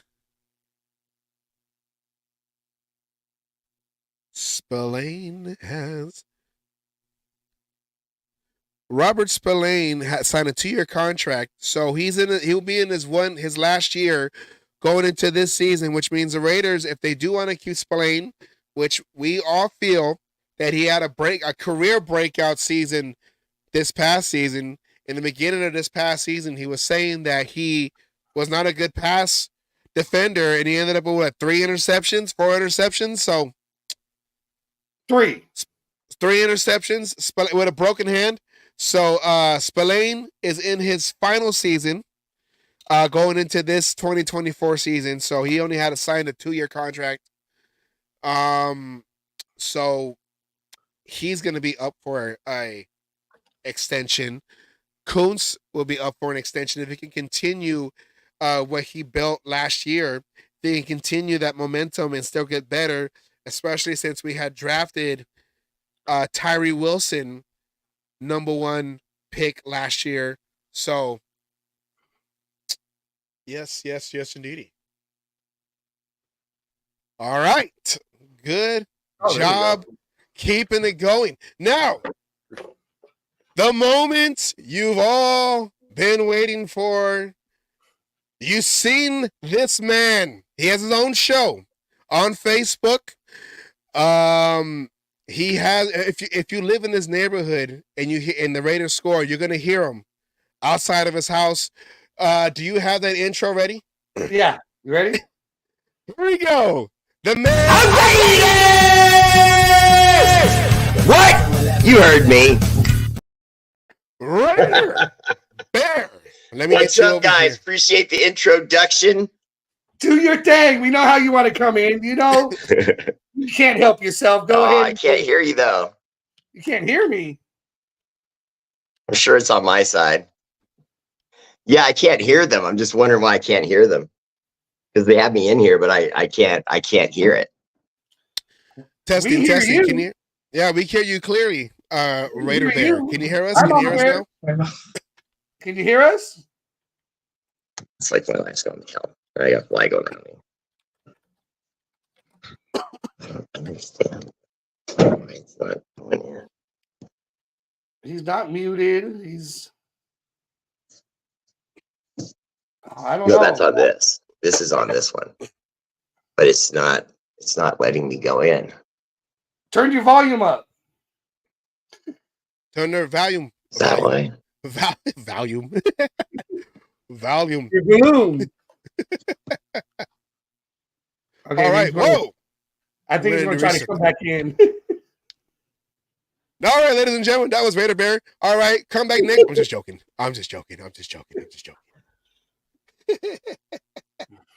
Yeah, Raider Bear will be talking about. Here we go. You know what? I want to do it again because I don't think he heard it. So I'm gonna do it again. Here we go. What? You heard me. Raider I Bear. only I can hear myself, but I can't hear you guys. No, you can't hear nothing. That's rough. That's crazy. Fuck. What the hell? And I pay for the premium for StreamYard. What is going on here, man? No, How about now? Can you I hear us don't with the see headphones? anything checked off. Let's see. No. Entertainment. Mutes it. So Can you it's hear us now? open. So you're Can you doing hear it us on now? your phone. Yeah. You have no volume on your phone. Well, I hit it and I just wasn't see. So I'm not getting You're probably anything. connected to Bluetooth somewhere. Do you have Bluetooth speaker somewhere? This is live YouTube television, ladies and gentlemen. Okay. No. Is it connected to your speaker? It could be. Maybe go turn that off for me. But it shouldn't be. Go quick, babe. You can hear us in the other room. You can't hear us. but We can hear him. Raider Ryan. how Oh, I doing love that up you there? can hear me when I'm saying go quick, babe. I'm gonna go soundless for a moment since I know you can hear me and I can't hear you. I'm just gonna throw it out there for a second. First, Raider! And second, and most importantly, I love Antonio Pierce and the how should I say this? The personality that he's brought to this team. It's incredible.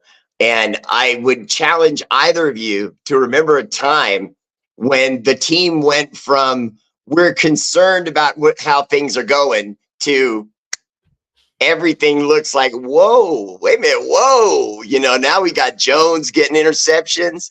You got that kid Spillane starting to take control at middle linebacker. You got your guy, Zamir White, giving you 145 yards in his audition game last year. We got the future is bright, like Al Davis said. The future is bright, and I can't wait for See, this. that's my coming only season. problem is I can't hear your response. So I'm just gonna erupt suddenly out of nowhere when I see no one talking. Okay, let's see. It's okay. Oh man. See, he's on Here his we go. phone. So it's got to Wow. be something with his fucking phone. It's got to be something with his phone. What is this? Yeah, I'm trying everything just to make sure. I can't figure out where my sound is, but if I figure it out, brother, I'll let you know. I've got my mama bear checking on something for me right now too. I don't know why I'm wearing that. I don't need it. I was trying to do that. I thought it would come on. No. Was it on? Oh, okay. Then no. It's goofy. The future looks bright. Oh, wait a minute. Hold on. It's saying something. Wait, hold on. Let me see. Can you read that? Oh, wait, here we go. The future looks bright. The future looks bright. Is that a comment? All right, we're gonna go full signs on this show. Yes, when you talk about Tommy Eichenberg, the middle linebacker that they brought in from Ohio, I really like that. That feels just like the Max Crosby pick, a pick that you kind of got away with. That's going to end up panning out for us in the future. I think he's going to have a good rookie season, but an even better one. But an even better one once he, starts to gain a little weight, just a little weight, because I like him so far. But I wouldn't say Eichenberg is the kind of linebacker that's really going to be put into pass coverage situations. So I'd rather see him get to like 240, 235, somewhere in that range. I know he's close to that now because when you put up the board, that was beautiful. Appreciate that. Oh, yeah. Live show on my phone. So Yeah, Oh, that would be great. oh. And I appreciate that. There we go. Okay, so now the only problem I see is the secondary. If you look at the secondary and the picks we made, they're going to help us, but no matter what, they're young. we probably need to bring in at least 2 more veteran defensive backs to help the guys that we have in the locker room already. If I'm not mistaken, I gave this stat the other night. It was 9 out of the 11 DBs we have are 24 and younger. You know what I mean? And Sam Webb, he's getting a little bit up there. You know what I mean? He's playing on a few teams. And some of these other guys. Yep. I'm over here.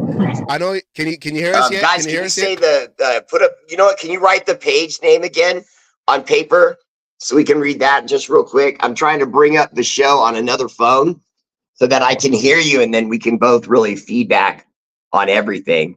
Okay, wait. Which page does he want? Okay, I see that the projections for the defense. That was dope. Yes. Oh, probably. The way, yeah, very good. Thank you. The way the defensive tackles, I think that's going to be the unspoken thing that's going to change everything. Everyone's happy about Christian Wilkins being here, but it's really more about what he's going to do that's going to free things up and make the game and our wins even better. Hi, Anna Diaz. First subscriber ever. But Jacorian Bennett, his speed and a year under his belt, that's going to be nice. Brandon Faison, he's nice, but he's older, but he knows this system. The Raiders are going to run a 3-4 that flexes into pass packages. So if you're running a 3-4, you're running 3 linebackers, 4 down linemen, and that can be shaded here and there. You could have that linebacker rush over the edge end of Kuntz or Max Crosby, and that could be where Tommy Eichenberg, his size and speed, could come into effect, and that would be nice. Yes, Okay, because let me turn this back this way. the Raiders last year they ran. And guys, please, and those of you watching, do not feel like I'll mess this up next time. Because I put foot in myself for messing this up. I had an emergency come up in the Raider Bears' cosmically difficult life, and I had to drop off my daughter at work. I started to say school at work today because she was running a little bit behind, and her ride didn't show up. So fast forward now, the Tyree Wilson thing. He had that bad foot all year last year. He went into the season start with us on that bad foot. And then he healed it throughout the year, but kind of aggravated it a couple times. They gave him days off. Now he's got a full off season. You're going into the preseason and OTAs soon. Obviously OTAs now, but then preseason soon. And then we'll really get to see the best of him. He's going to be nice. Yeah, especially with Max Crosby taking him under his wing. Max Crosby and Christian Wilkins. It's like I'm on the show. I can see I'm on the show, but every time I check anything about that has anything to do with volume, it shows it's not allowing me to hear them. And I don't know why. The YouTube gods are trying to stop Where? us, like they did during the regular frame? season. No, doesn't appear so. When I click on them, I get nothing but my face. Let's see. Are the speakers connected? Avatars. No. All right. Guys, is it okay if I keep it rolling? Yes. Yes, Or you can just wave at me when you want me to. Okay, cool. I appreciate that. So keeping it rolling. I just want to say first that the Chiefs can suck it. No, that's just how I feel about it. Okay. They can suck it. I mean, they've been the best for long enough. I'm a Raider fan. I was born in Oakland. It hurts to say that, but I'll still say it because it's the truth. They've been running our division for far too long. And I consider that our fault. I want full responsibility for ending the Chiefs. Okay. What do we expect the Broncos to do it? No. They're not going to do it. We know that the Chargers aren't going to do it. Even the additions they've made don't look very good. You know what I mean? And you're already hearing people starting to kill the idea of Bo Nix being a passing threat for the Broncos. All I've heard about that guy is Alex Smith, game manager. Alex Smith, that's a good one. That is a good comparison. Do we have a closed captioning option on this one over here? Okay, let's try this. Oops. Can you hear us? What Sorry, just going through do stuff, making sure I'm not you missing anything. think of the Okay, there we go. schedule? Yeah. Can you Doesn't hear show no? check mark or anything. Just double check it, guys. What do you think of the schedule makers helping Taylor Swift? We're doing messages right now. And then I'm going to put this up right here. Is he seeing the private message? I don't know. Live Background TV. comic relief. That's what the Raider Bear has been reduced to. Background comic relief. And it's my fault. That's the worst part. So you guys do a great show. And here I brought the Raider Bear to it to mess things up. It's all good. But you guys do a great show. I love this show. But here I am, falling all over my face. You might as well have brought me on and said, hey, everyone, we're having the Raider Bear on tonight to make himself look like a jackwagon. Mission accomplished. I feel like a Bronco fan.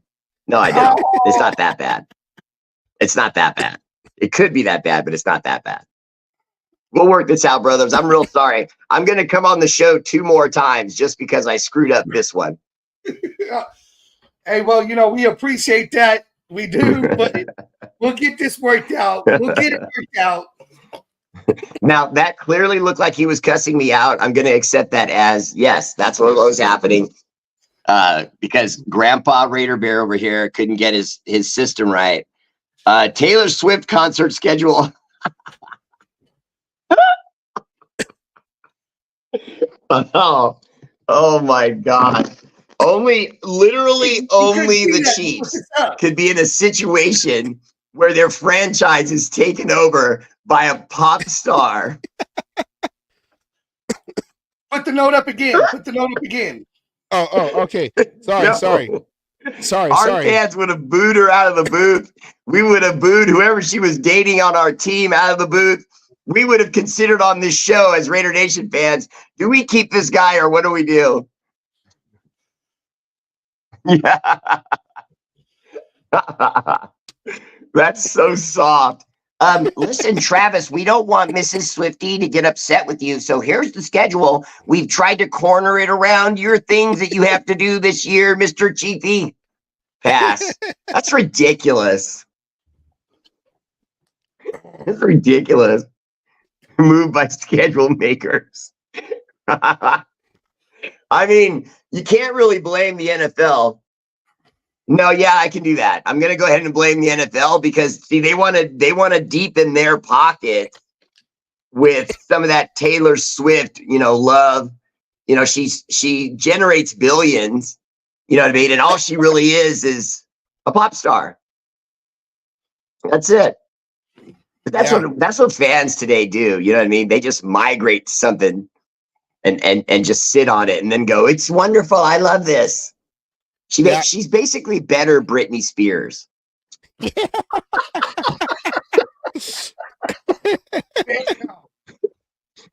Damn. Yeah, I just, I don't know. I don't even know. I don't even know what to say. That's so embarrassing to me. If I'm a Chiefs fan, all I've got is no comment. No. Yeah, that other question, no comment. I mean, all Travis Kelce's done is put his teammates in a position now where they have to answer questions for him. Leave Brittany Mahomes alone. Leave Brittany Mahomes. I love this game. Did you guys see that Sports Illustrated swimsuit issue that just had Patrick Mahomes? Yeah, sorry. I said it on my show. Raider Nation likes a little bit more.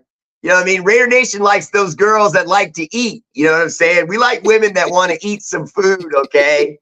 This is just more proof that Chiefs fans in their minds are like 8th graders. They're still thinking of these little skinny, little bodiless little girls at the beach. Nah, man. No, Raider Nation likes hips and lips, okay? You get over that. Hold on, I got that one. What? I got that one.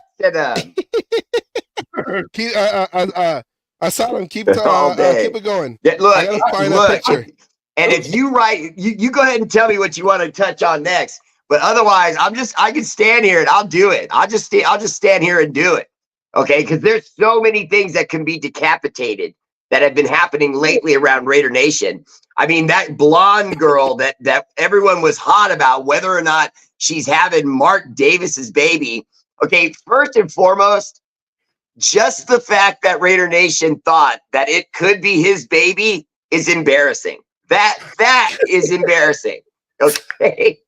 There is no other NFL team that has a franchise that would believe their owner banged up a 20-something-year-old. Okay. No one would believe that. Okay. But if it's Mark Davis, oh yeah. Oh yeah. We had already fast forward to how she was going to get half his money. Oh yeah. Yeah, no, stop. And they wonder why we thought that there was something going on. I mean, she's damn near sitting in his lap. And, that's what kids do when they're visiting their great grandpa. What the hell is going on? Put foots it in. I mean, look at her. Look at her. No, I mean, I'm just giving myself the excuse one more time to do that. Look at her. I mean, I get it. But from what I understand, the woman's married. You know what I mean? And he's a tombstone figure. I couldn't go to Crypt Keeper. That's going too far back and it exposes all our age. And I'm never going to have the beard game. Okay. I'm never going to have that beard game, brother. You're killing me, man. I'm jealous from over here. You might as well have a bigger D than me too. Because that beard is popping. I doubt that's real. I doubt that one. I doubt that. No, just no. I know I won't. I won't. Look, the woman did Sports Illustrated, so it's her fault, okay? She posed herself in that magazine. That to me makes her a target of what I have to say. I mean, I'm sorry. She might as well be asking me to comment on it. The girl looks like the next time she goes outside, a strong breeze is going to pick her up and blow her away.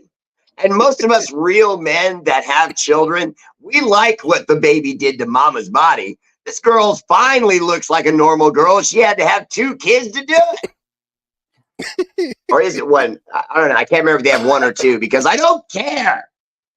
Put foots in them. I do not care. I refuse to care. There we go. Put the light back on the bear. There we go. Okay, let's see what else we got. It's okay. Let's go. D.O. Defensive Player of Year odds. By the way, the host cueing me with the memes, that was dope. Hey.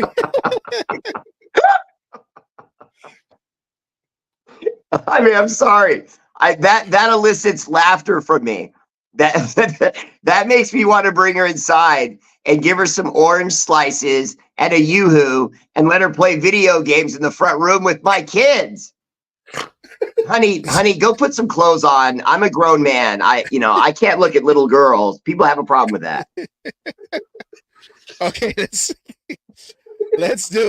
Okay, wait a minute. DOPY odds. Okay. No, you don't want to hear this from me. If anyone in the audience is drinking right now, you should probably take a shot right now. Go ahead and handle that. Any kids watching, get that extra milk, maybe a warm milk, get that bracer shot. I give him 0 chance. And when I say that, I mean that sincerely because they're not going to touch anything the Raiders do with respect as far as awards because they control the award and they don't want someone to win it that they're in beef in court with.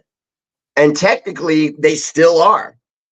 But I mean, in the court of public opinion, I mean, they'll never get out of that with the Raiders unless the Raiders win a Super Bowl and force their hands.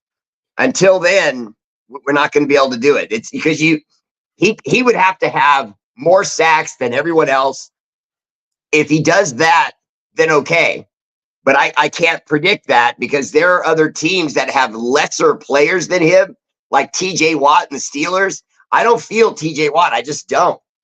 I don't feel him, but I feel like he does get his sacks, but he gets them because of the help and pressures from the other players on that line. I believe that. I've watched his game. It's not that good. He just looks like a puffed up linebacker. You know what I mean? Yeah. Trying to do his best Jonathan Taylor. Yep. Nobody knows it. And odds of defensive player of the year, 0. I'm thinking 0. And I'm not saying he doesn't deserve it. He should have won it already. Last year. Is he going to have a year like last year? Yeah. And it's going to be a lot better too, man. We see what we get used to. I was trying to get my audience into this last night. So let me see if I can get yours excited about it. What we forget is that a young player comes into the NFL from college. We just hope to see him blossom and become enough of an NFL player that he hangs on in the NFL or potentially becomes a star. And we see that from their growth on the field. But what we don't recognize all that often is when a superstar is doing it, because Max Crosby is still ascending. He has not reached his best. And yet you bring up this list in front of me, and every other guy I look at on this list, let's see, Parsons, Myles Garrett, TJ Watt, Nick Bosa, and Aiden Hutchinson have all reached their limit. Do you look at any of those guys and think to yourself, oh, he's going to be even better next year? Now, I would argue that Micah Parsons still has room to get better, but not like our guy. I think our guy is the best in the league. I think that he's had less help on the other side than almost every other team in the league. You know what I mean? Dallas has ways of getting Parsons. They move him around. Garrett, with Cleveland, I mean, he's just a monster. He gets it done all by himself. We heard what I said about TJ Watt. Nick Bosa to me is phony. I don't like either of the Bosa brothers. They put up numbers and then they get hurt. And then they put up numbers and then they get hurt. And then they expose themselves as an injury-prone player. But then when their contract comes up, wonder why teams are skeptical to give them a new deal. that is true. I like Bosa Hutchinson on the Chargers though. and The the kid with Bosa the on Lions. the Niners. He's nice. He's nice. He doesn't remind me of Max. He's a totally different type of tight end, but he's nice. If I had to say who was going to get it, I would say probably Aiden Hutchinson or TJ Watt. One of those two guys probably will win it because they're going to be on rosters that are going to be working on helping them get those numbers. Like when Russell Westbrook in the NBA kept getting triple doubles and they were all phony because his teammates were helping him. Yeah, it'll be like that. Let's move this over here. All right. More notes. Yeah, what's like cue cards? Let's It's see. working. Yeah. We'll make this shit work one way or another. Only one prime time. My handwriting. As long as it's is- readable, that's all that matters. Okay, hold that right there just for a second. I'm ready!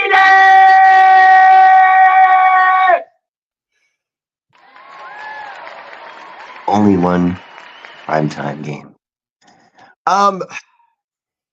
Yeah, we only got one primetime game, and not only that, we got a pretty difficult schedule. I've said on my show, I say it all the time. Harder schedules create harder teams. And you want to be hard going into the playoffs. You don't want to learn in the playoffs how to be as tough as your competition. You never want to do that. I want to play badass teams right off jump. Bring in what we got to face, and then pick yourself back up, win throughout the regular season, win those other tough games that come up on your schedule, and there you are. Now they took us off prime time because we don't have anything in their opinion to showcase in prime time. You got to have that young gunslinger quarterback. You got to have that coach that keeps making that sneer on his face. See, we lost some of that. And so now the NFL doesn't trust us to put us on prime time like they were trying to do. I would argue we were a little bit more ready for prime time when we had Derek. Now, Derek was never going to get us over the top. He had 9 years. If it was going to be because of him, he would have done it in that era, in that period that he was given. But honestly, I would argue he never even got close. You know what I mean? We can't even think of a time in those 9 years where we can say, but look at those 3 seasons where he took us to the playoffs. Yeah, see, no, those aren't there. They aren't there. He only did it twice. They were separated by a few seasons. And in the one he got us to, he immediately got hurt and couldn't play. And we got beat by a Texan team that was garbage. It was embarrassing. We looked like a pinata out there, just getting Taylor Swifted left and right. Taylor Swift. The fact that we only have one primetime game sucks, but I would rather wins than primetime. I'll go to the games I can, and I'll go to the networks I can. But you know how the networks are going to be this year. They're getting everybody ready. This is the season where they're going to show NFL fans, hey, by the way, the era of greed and money has arrived. And so now if you want to watch football, you got to be on Netflix. If you want to watch football, you got to have Amazon Prime. If you want to watch football, you got to have Hulu. Peacock. It's crazy. Peacock. Exactly. Do you got the? All right, let me see. Let me zoom in. You think that the NFL are not going seriously? AFC. Honestly, anytime a player becomes a coach, there's always a certain amount of, well, he's just a dumb jock. How is he going to understand the nuances of coaching? Then there's the idea that he gets a little bit of this because he's black, whereas if he was a white coach, like we saw with the Niners sending their guys over to the Dolphins as a head coach, McDaniel. And then they sent their defensive coordinator to the Jets and Robert Saleh. Nobody said anything. But then when things came out, it was all about Saleh because he wasn't winning. The kid with the Dolphins is winning. And suddenly, he's this glowing thing. So you know how it is. Winning is the greatest deodorant when you stink. So Antonio Pierce got those 9 games. 10 games. He went 5-5, if I'm not mistaken. And, in 8 of the 9 games, let's see, it was Malcolm Kuntz had 8 or 9 sacks in those 9 games. 8 sacks in 9 games. That's what I remember. And we can credit Antonio Pierce with Malcolm Kuntz finally coming out of his shell. Because at that point, Malcolm Kuntz, in the first game he was put in, coach looked at him and said, get back out there. And Kuntz admitted after the game that he was used to being pulled after a play or two, whether he was good or not. And Antonio Pierce said, put your hand in the ground and eat. And what did the guy do? He gave us damn near a sack per game. That can't be underestimated. Now, other teams won't see that. They won't see that coming. And Malcolm Kuntz is going to be a lot better. But do we pay him now? That's the problem is, does he get paid? I don't know. What do you think of Mac's $6 million raise? What do you think of the Max? Oh. Hey, look, I got to say this honestly. One Raider fan to all other Raider fans, we got to say this, okay? Our franchise did right by our star. How often do we get to say that? Yeah. Our franchise did right by our star. And that's why I'm predicting that the ascendance of Max Crosby is here. The guy just got married. His wife is stunning. He gets a beautiful baby girl. His mom and dad are super cool. I've met them twice and they're super cool, especially his mom. Yep. And so every part of his life, I mean, even Max Crosby's brother is a successful model. He's a male supermodel. He's killing it. And so the whole family is doing this. It's up on their stock. It just doesn't stop. And has anyone noticed that Max Crosby every season has come back bigger than the last season? Yeah. I have. So I love what's going on there. I love what's going on there in that way. Crosby is gonna be the best player in the NFL. He's just not gonna get the credit for it. There's no way. As we said earlier, Max Crosby No way he gets credit for it. He deserves it, but he won't get it. As you see, 3-time Pro Bowler, 14.5 sacks. This Truth be past told, season. though, the MVP, that might be interesting. The vote he might get there, that might be interesting. League MVP. If he gets all the sacks and they screw him over DPOY, hey, that might be sitting there. That'd be interesting. That would be interesting. Next question. Next Wait, question. I gotta see if I Take this got off. my. Let's I gotta see take if I this have my off. foot. I thought I had my foots in him patch. Wait. Where's the? Okay, What's that? there we go. Drat. Wait, I have mine though. Raider Bear. No, I'm not plugging it. I'm just letting you see it. I'll send it to you. I'm not tripping. Okay, hold on. AOC versus Minshew. Who you got? Great question. Honestly, I've got AOC as the starter, and I have him as that because I feel like him and Gardner Minshew at this point are similar quarterbacks, but they're similar quarterbacks with Gardner Minshew having no room to grow. He is what he is, whereas AOC is right there with him right now as a baby quarterback. So he's only going to grow beyond him and ascend, just like I was saying Max Crosby is.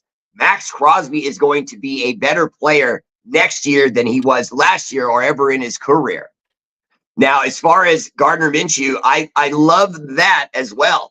I think a lot of what Tom Telesco's done this season has earned the respect of Raider Nation in the moves he makes in the future, because the ones he's made now, barbecue chicken, okay? And I'm going in to get the sauce off too, because the guy is making smart moves, okay? The team is getting better. Don't ask me about Dylan Laube. Don't ask me about Dylan Laube. I'll go on for 10 minutes. But I love everything he's doing right now. I love what Tom's doing to the team. We look great right now. But it's AOC. It's going to be AOC.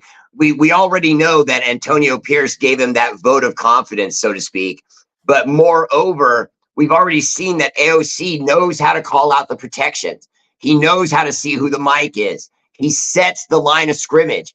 Rookies aren't supposed to be able to do that, but we watched him do that. If you go back and watch the highlights of him on YouTube, you'll be stunned at what you see. The guy is a general.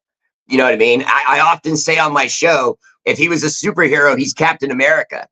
He's not the flashiest superhero, but he's always the one that all the other superheroes want him to lead them.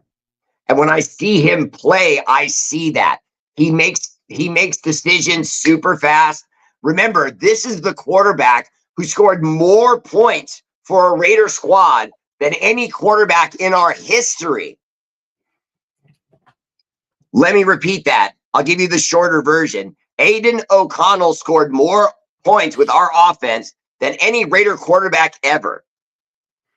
Think of how much magnitude that statement has when you consider how many guys we have in the Hall of Fame. When you consider that we have 3 Super Bowls. Yes. One of them from the wild card. Not one, but we were the first to do it. Win one from the wild card. That's insane. Oh, yeah. So good. But I like Gardner Minshew. I like what he brings to the table. He's a little heavier, even though he's a little shorter, because he's a muscle guy. He gets in the gym. When you see Gardner Minshew or you Google him, keep going through his photos till you see the guy's legs. They're like tree trunks. Dude has tree trunk legs. He can run a little bit too. He's smart. He delivers the ball well. I just don't think he can put that zing on it the same way AOC can. I also think there will be throws that Gardner Minshew might hesitate to throw that AOC will not. He will let that go because AOC, one thing we can say about him, he may not be a running quarterback, but he can make all the throws. That's a fact. He can make all the throws. And so if we give him time, he's going to be real nice. I don't think he's going to have any stinkers this year. Remember, we had one game last year. He had 2 fumbles, 2 interceptions.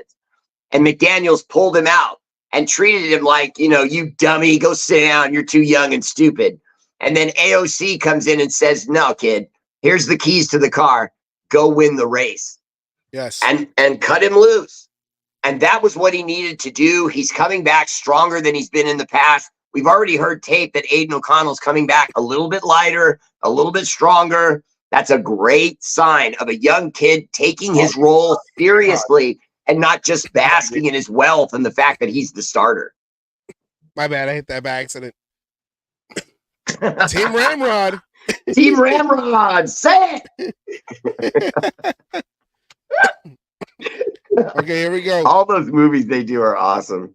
What do you Super Troopers, all of them. Great Think- movies.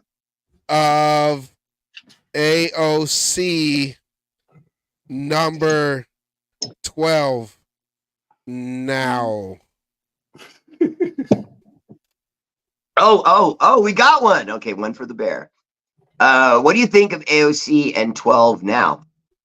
I would say that we're gonna see AOC start almost no matter what. He would have to look terrible in the preseason for them not to go with him. I think Gardner Minshew, though, to me, is a valuable asset one way or the other.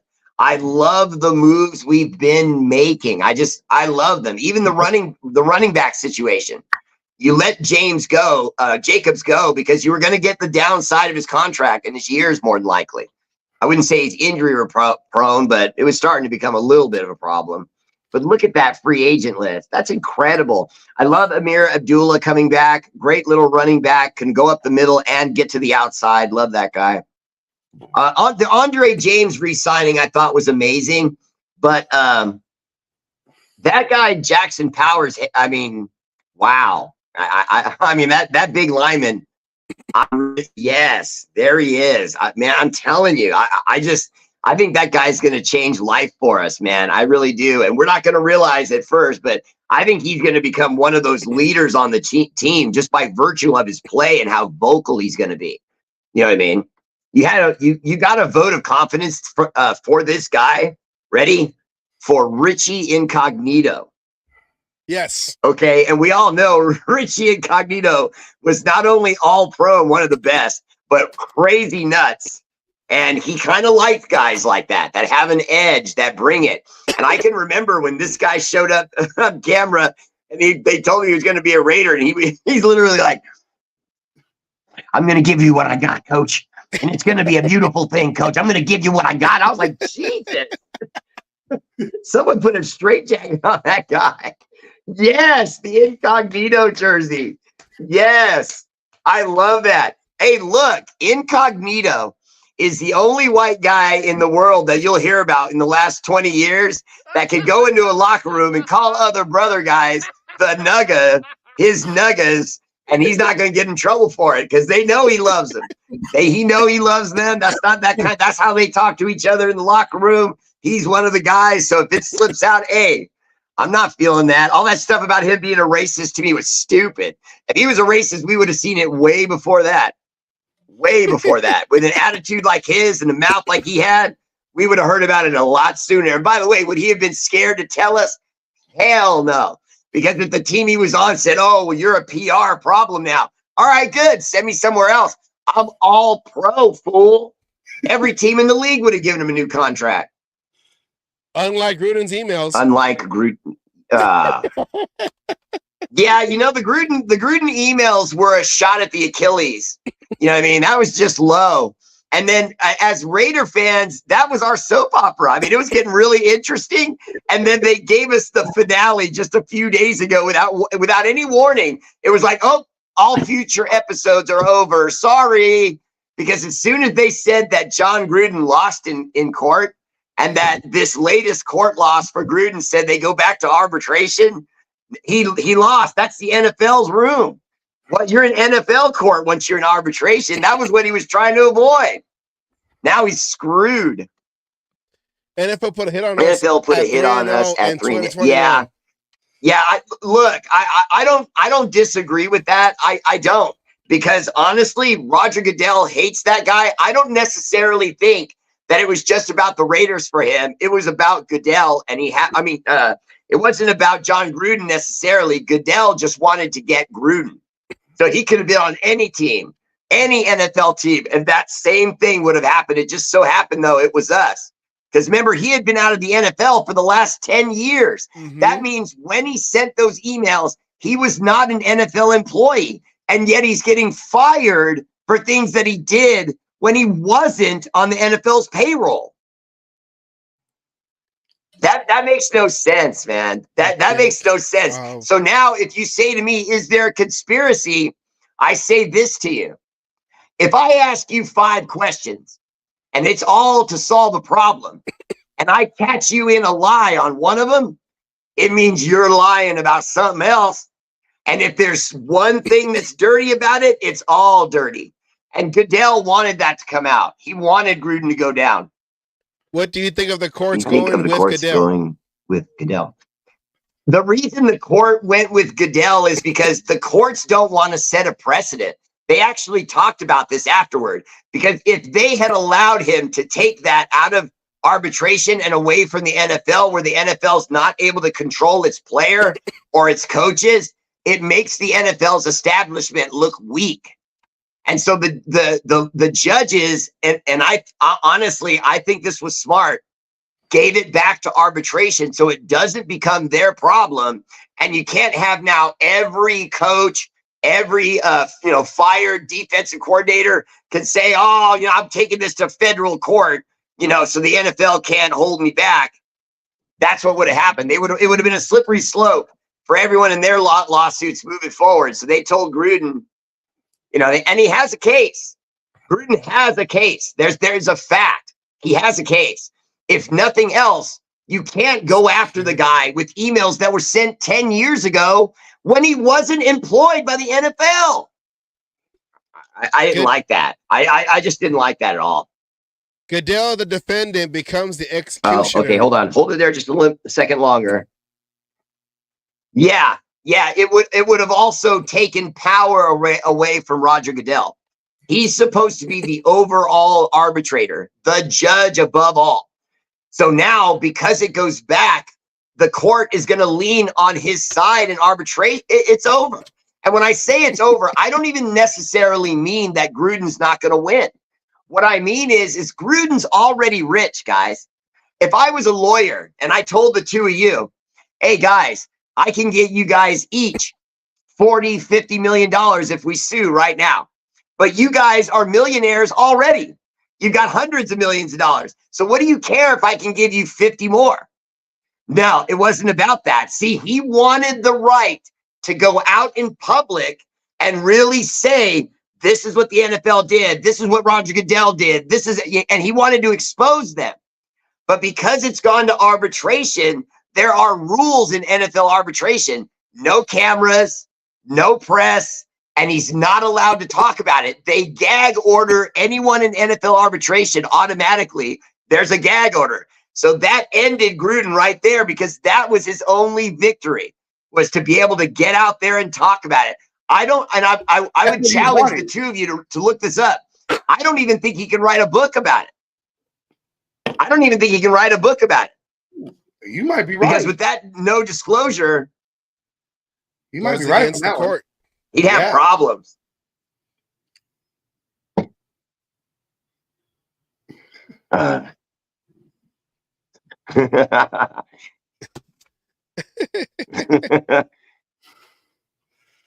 Wait a minute. Like silent movies. Okay, Yeah, how I about this appreciate one? that, brother. I appreciate that. All my fault. But when we come on next time and I'm live and everybody can hear me, I'll be better. I promise.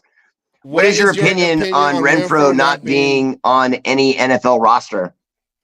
Okay, here it is, plain and simple. Okay, there are a lot of people that were calling him the slot machine because he was so good in the slot. And they would say, oh, he's got these great hands and yada, yada. All those things were true. But he was a Wes Welker type of weapon, which is a pigeonholed weapon. He cannot be a 1 wide receiver just by size alone. He cannot be a 2 wide receiver because of speed alone. So you put him in the slot, and that's all you can get out of him is slot routes. And that's it. And then you take into account that he is not an athletic guy. We can all like Hunter Renfrow. but he's just not an athletic guy. And so when they reached out to the Chargers and their roster and we plucked Andre Carter, you could see the writing was on the wall. Andre Carter does everything he does, but better. He returns punts. He flies around in the slot. So we were directly buying a Hunter Renfrow replacement. So the moment I saw that, I knew months ago, Hunter Renfro's gone. It's just a matter of when. You got to make it fit into the contract, try to make it help your team if you use him in a trade, et cetera, et cetera. But the writing's been on the wall. Him and it's just no different than with with Waller. You know what I mean? Our tight end going to the Giants. He was just sort of hanging around, but it wasn't so we could get him back out on the field. It was so we could find a deal for him. Okay, so, but All right, here we go. Let's see. But do you think But do you Josh think that McDaniels messed with Renfro's Daniels mind, messed with or did the Renfro, NFL or did figure him he out? NFL? Oh, okay. I honestly, Okay, good. I honestly, I feel like he was a slot talent, and that's it. And I just feel like that the quarterback has to work in unison with him. You can't look at what Tom Brady. You can't look at what Tom Brady did in the past with Wes Welker because it doesn't count because he had that rep. Yes, he's extremely limited. He's just extremely limited. You can't use him at 1 or 2, and you can only use him at 3. And there's a dozen wide receivers in free agency and on our own roster that could be slot guys. So it's just adios. Get what you can for him. And by the way, to all the Hunter Renfrow fans, I do want to say this, though. We all joked and we laughed when we saw his dad bod. But why exactly does a pro athlete have a body like that? I blame Hunter Renfrow to a certain extent. The moment he got in the NFL and he made it there, he should have shown that respect to the locker room and his teammates, drop a couple pounds, get a little harder, show that you're working for it. Instead, he showed up and he used his God-given abilities. The guy's footwork is some of the best in the league. Now, that I can't fade him. His footwork, his get off of the line and break right or break left, some of the best in football. He was really nice. And I don't know if you guys remember, but he made a play on special teams for us that was probably the greatest special teams hit I've ever seen in my life. And he threw an absolutely perfect hit, clean from the shoulder, got his head down at the last second, drove through his body. I stood up and I was like, wow. But that's Yes. not a reason to keep a guy on a roster. Roster spots are too valuable. And we needed to move on. He's too limited. Okay, let's see. You might get it, come up. Oh, Here we well, go. first, I want to show up. Fine. Oh, there we go. Yeah, hold it right there. Hold it right there. Thoughts on the draft? Oh, okay, I got you. So my thoughts on the draft. First, I thought Tom Telesco proved himself to be a pretty savvy guy. I like the Brock Bowers pick. Now, like everyone in Raider Nation, I didn't like it at first, and I understand why everyone reacted that way at first. But the bottom line is, you bring him in, you're going to run a 2 tight end set that can block the run with 2 extra, in effect, offensive linemen. But more importantly, one can release or the other can release, and you'll catch the defense off guard every time. They want to run that same style offense that the Patriots ran when they had Aaron Hernandez and Gronkowski. Now, when you think of Gronk and Aaron Hernandez and what they were able to do with that team, their running game was an afterthought. So now if you have those 2 tight ends, which we now do, and a good running game with our guy Zamir White, with Madison, the guy we got from the Vikings, plus Amir Abdullah and Dylan Laube. Guys, Dylan Laube is a ninja. When he runs with the ball, he's incredible. He watches blocks. and he looks like you're playing with his body through a video game. Dylan Laube is everything that Hunter Renfrow wishes he was, because with that guy, he was split out as a wide receiver when he was in school. I don't know if you knew that, but he was split out as a wide receiver when he was in school, not bubble screens, which obviously he can do bubble screens, but he was running wide receiver routes and smoking guys. Okay. Incredible hands, incredible feet, great eyes, sees lanes. I love everything about the Dylan Laube pick. Tom Telesco, to me, absolutely killed it. When you consider we got Brock Bowers, we got Michael Mayer the year before. There it was waiting for us. We just didn't see it. Okay, then you move forward. Jackson Powers Davis, the big lineman. Remember, guys, and I say this often, offensive linemen are auditioning for the NFL when they're in college. I don't care what position they're playing. When they come up to the pros, the coaches on the offensive line, the first thing they do is say, hey, do you think you can play a little right guard? Even if he was a left tackle his whole career in college, that kind of thing. Do you think the XFL kickoff rules made the Raiders draft Dylan Laube? I think that's a part of it, yes, because when you see him, that's what he really, that's where his skills really show up. Because what he has is that pace where he can run fast, but not top speed. See the blocks developing and then ride those blocks. I equate it to a good surfer. That's how he looks. He looks like he's just sort of riding right behind the blockers until they hit their blocks, and then he turns it up. And I've seen it. I've seen a lot of guys over all these years do that. He's one of the best I've seen in a long, long time. Real nice. Real nice. Tom Telesco, by the way, in 11 years with the Chargers, never traded down. He never traded down. So when I had Raider Nation fans saying to me, is he going to trade down? I could tell them, hell no. Now, will he go up? Maybe. He has gone up in the past, but it's rare. He's the kind of guy who pretty much goes with where his picks are and builds teams. But I think what he did for the Chargers was good. I thought we were going to be good as a result of that, and he so far has been great. Yes, yes. Oh, I love that lid. Hold on, let me join him. The metal lid. Oh, the chrome. There it is. Nice. Oh, I got it. Wait. All right, wait. You're doing it. I'm doing it. All right, here we go. All right, the black metal and camo. Bring it.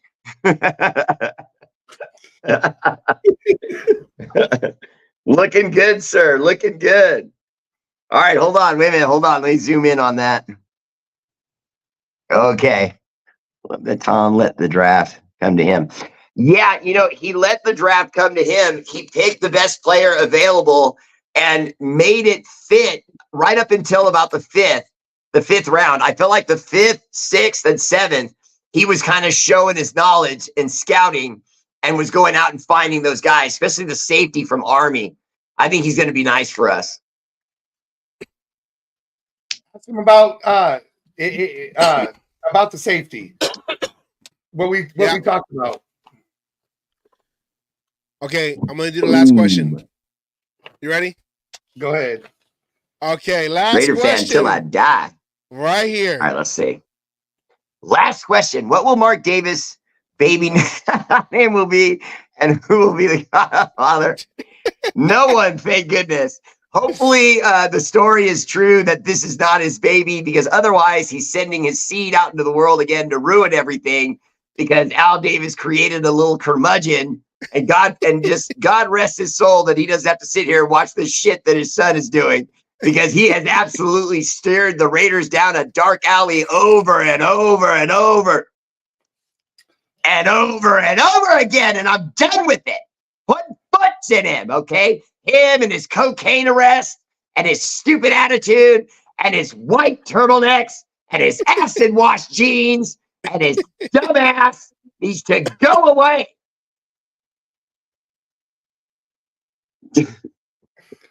No. That's like in Deadpool when the guy had to admit his name was Francis. Alfred is about that bad. Okay, Alfred Francis. Okay, that's what his name should be. Mark Alfred. Get him out of here. Get him out of here. Because I'll put foots in him for the next 10 minutes. I swear to God, hold him down. You thought the roast of Tom Brady was bad? Give me 5 minutes. Him married to that spindly whatever she was, looked like a witch in supermodel clothes, all horse-faced and scrawny. He looked like a goddamn Ken doll because every time he went anywhere with her, she dressed him, put all this slick stuff in his hair. Ah.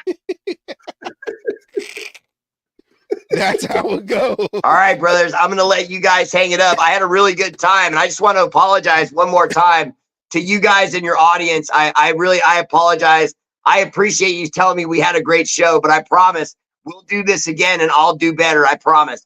But hey, listen, love what you guys are doing. I love the questions. Of course. No, I wanted to come on, brother. No, I wanted to come on. Mi casa, su casa, Raider Nation for life. Never get bigger. I'm in my 10th year now. I'm in my 10th year as a podcaster. Get them. Get them, women. Oh, and the Warriors. Warriors. Let's go. I know a lot of Raider Nation are Lakers fans, and I'm sorry to hear that. Me too. Me too. I'm Raider. All right, Thank you guys. I very love you. much. I'll see you next time. Love your audience. Wow, appreciate you all. Raider Nation for life. We're coming this year. 11 wins. You heard it. 11 wins from your boy, Raider Bear. This year, 11 wins. We're going to do this. Let's go. Raider Nation. That's right. We're going to add one more, brothers. We're going to add one more. Much love. Thank you very much, Raider Bear. Hold on, one more I'm time. Raiders! What? You heard me. I'll definitely All hit him up. He said he's going to do 2 more shows. I'd love to have him on for at least one more where he could hear everything. Don't know what happened, but I don't care what he said. I thought it was a great show. Even though we had to go to cue cards in order to get it to go. You know what? That's what we do here, though. When you have technical difficulties, you make it fucking work. And it turned out to be a hell of a show. I don't care.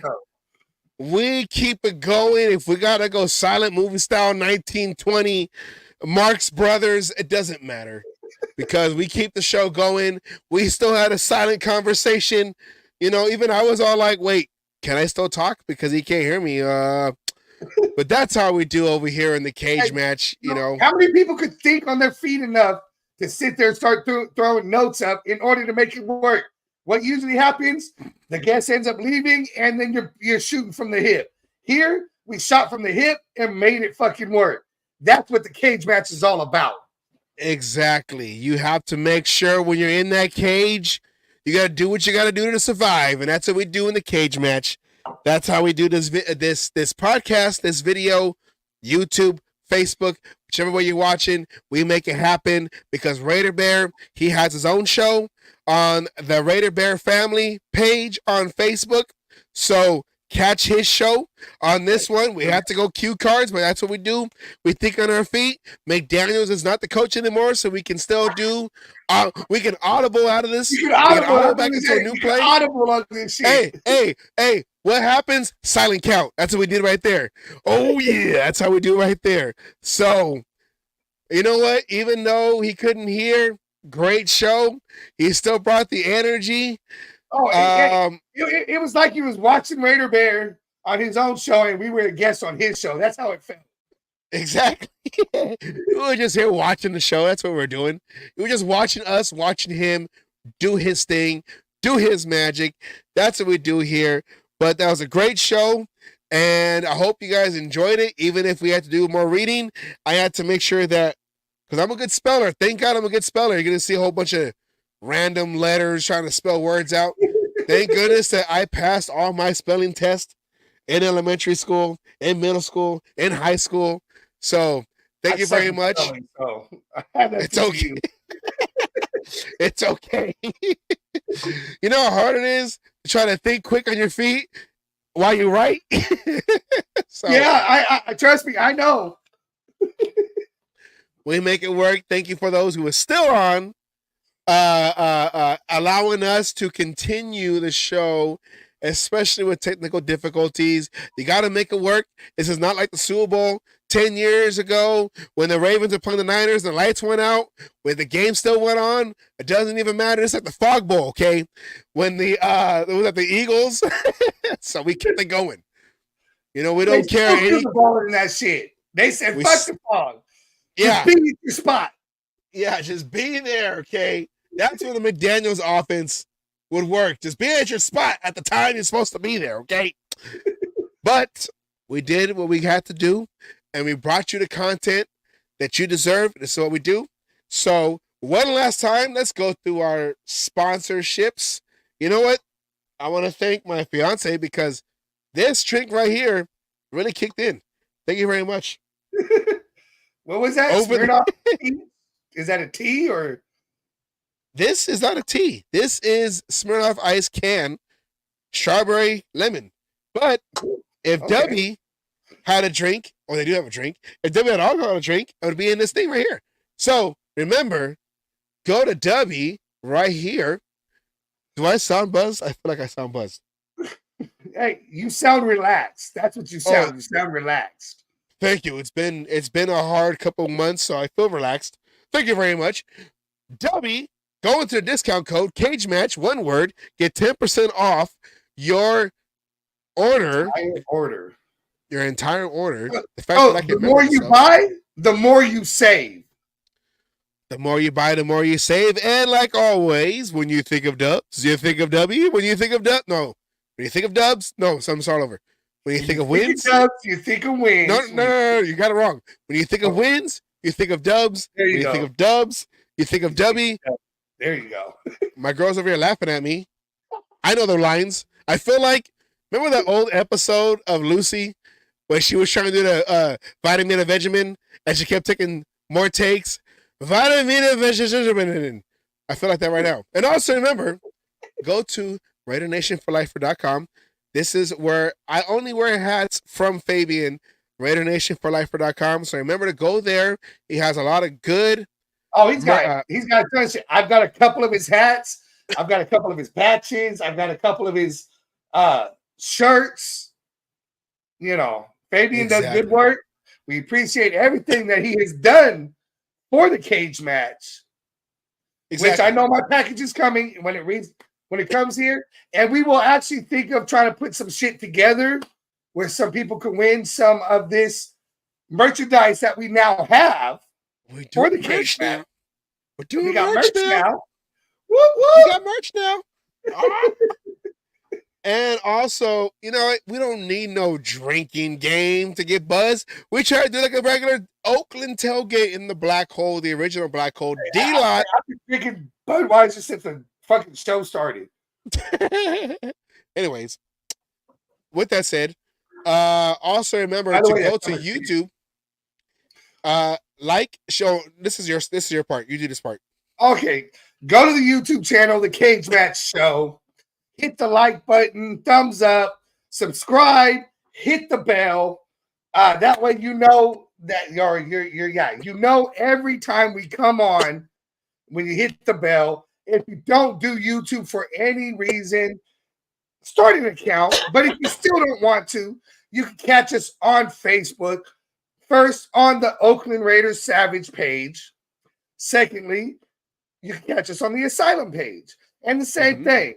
Like, share, and if you're into it, go ahead and give some stars. Get some stars. Help us out. You know, we're like Timmy. I want some more. Hey, look, all this just shows that you guys want us to continue to make this content. That's what it does.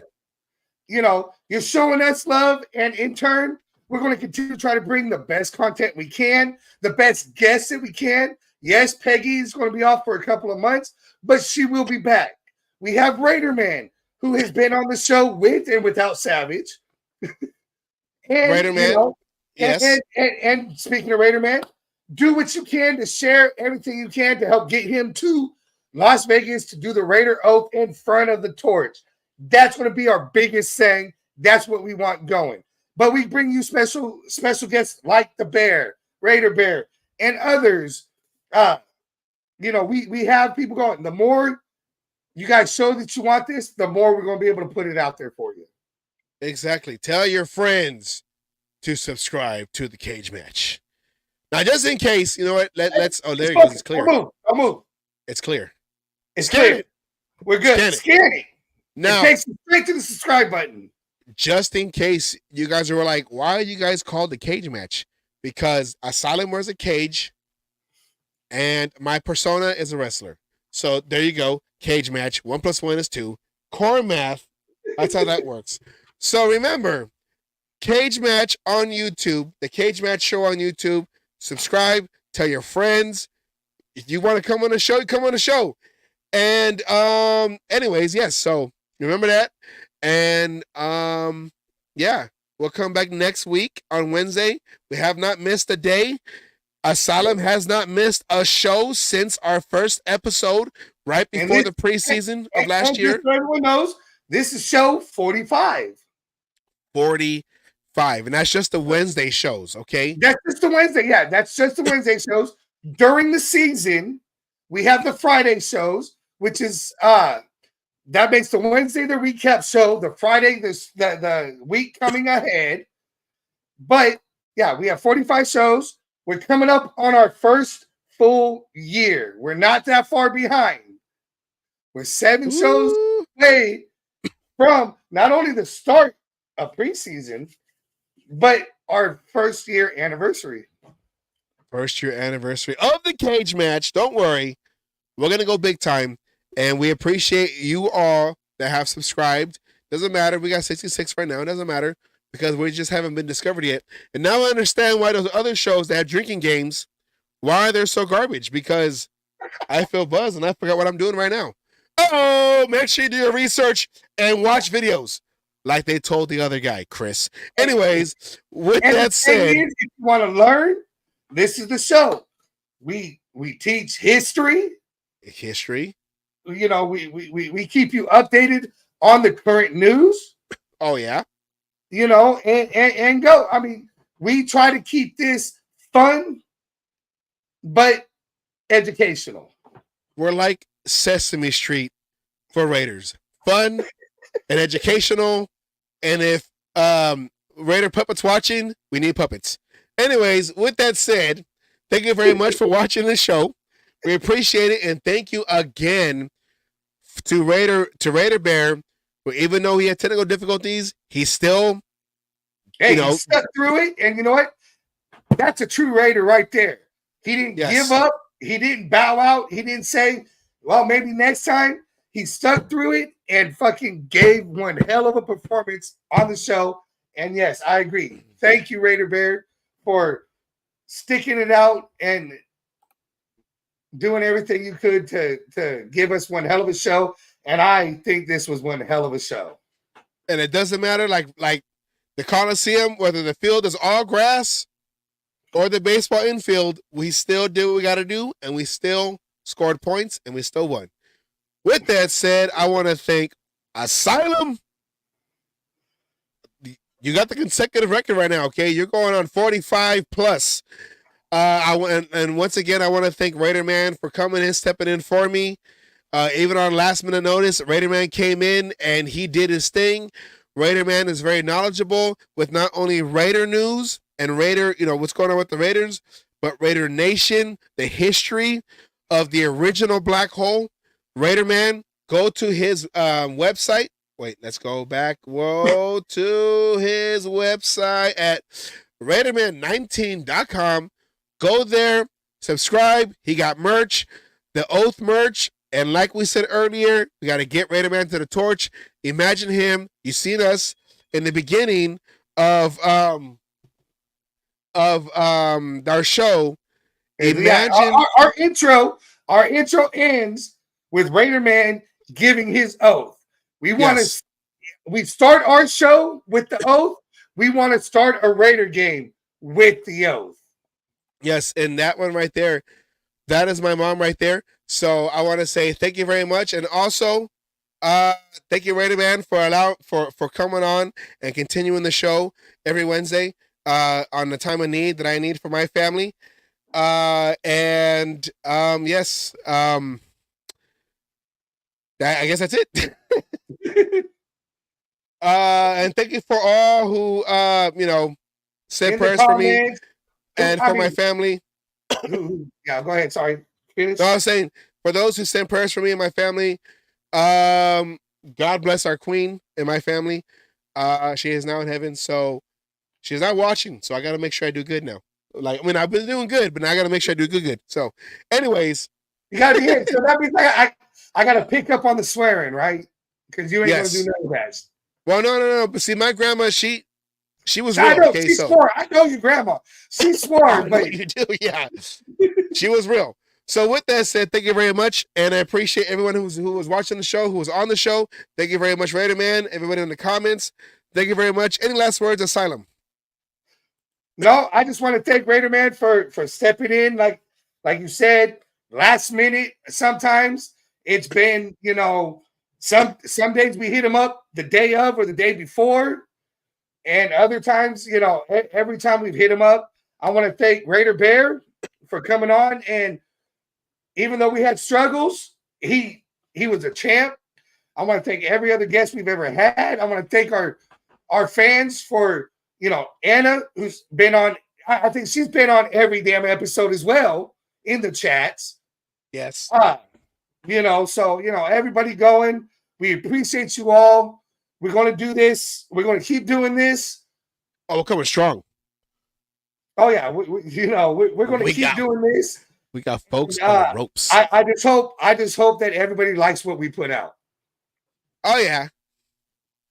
With that said, I mean, we can keep blabbing over. It's this drink right here, okay? It's this right here that don't make you want to finish. Anyways, with that said, let's end the show, Budweiser. Hey, Budweiser, we need a sponsor. Hey, which is funny though, because my warning label says I must avoid Budweiser. Oh yeah, because you turn into the ghost of a Alzado. Because okay. hold on, do you still have it up? With that said, Because this kind of shit happens. that happens. You diehard Charger, that's a diehard Charger right there. And that's how you ended up in the asylum. Oh well. Anyways, with that said, it happens. The good thing is I have fun and I get good meds. exactly. All those ones that you can sell on the street for twice or 3 times as much as the bottle is. Anyways, with that said, as we end every show with Coach Wallace, aka Raider Milt, with his message. Thank you everybody for watching the show. Thank you again, once again, also to Raider Bear and also to Raider Man for stepping in. I appreciate you. One love, Raider Nation. We'll be back next Wednesday for more Raider news and whatever pops up. And also make sure you send all baby gifts to Mark Davis at, I'm just joking. Anyways, he is registered at Babies R Us ain't around anymore. I Anyways, know it, but that's the only one I can think of too. yes. He's registered at Walmart. No, Sam's Club. Anyways, all right then. Take care, Raider Nation. One love, and see you next Wednesday.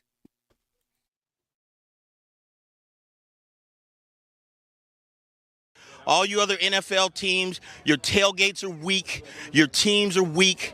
We might be down right now, but it doesn't take away the history. And all you Raiders out there need to know your fucking history of who the fuck you playing for and where the fuck you're playing. Damn it. Oh, and by the way, I won my last cage fight. Again, I'm still undefeated. And you NFL motherfuckers out there that you think you want some, come on and get some anytime.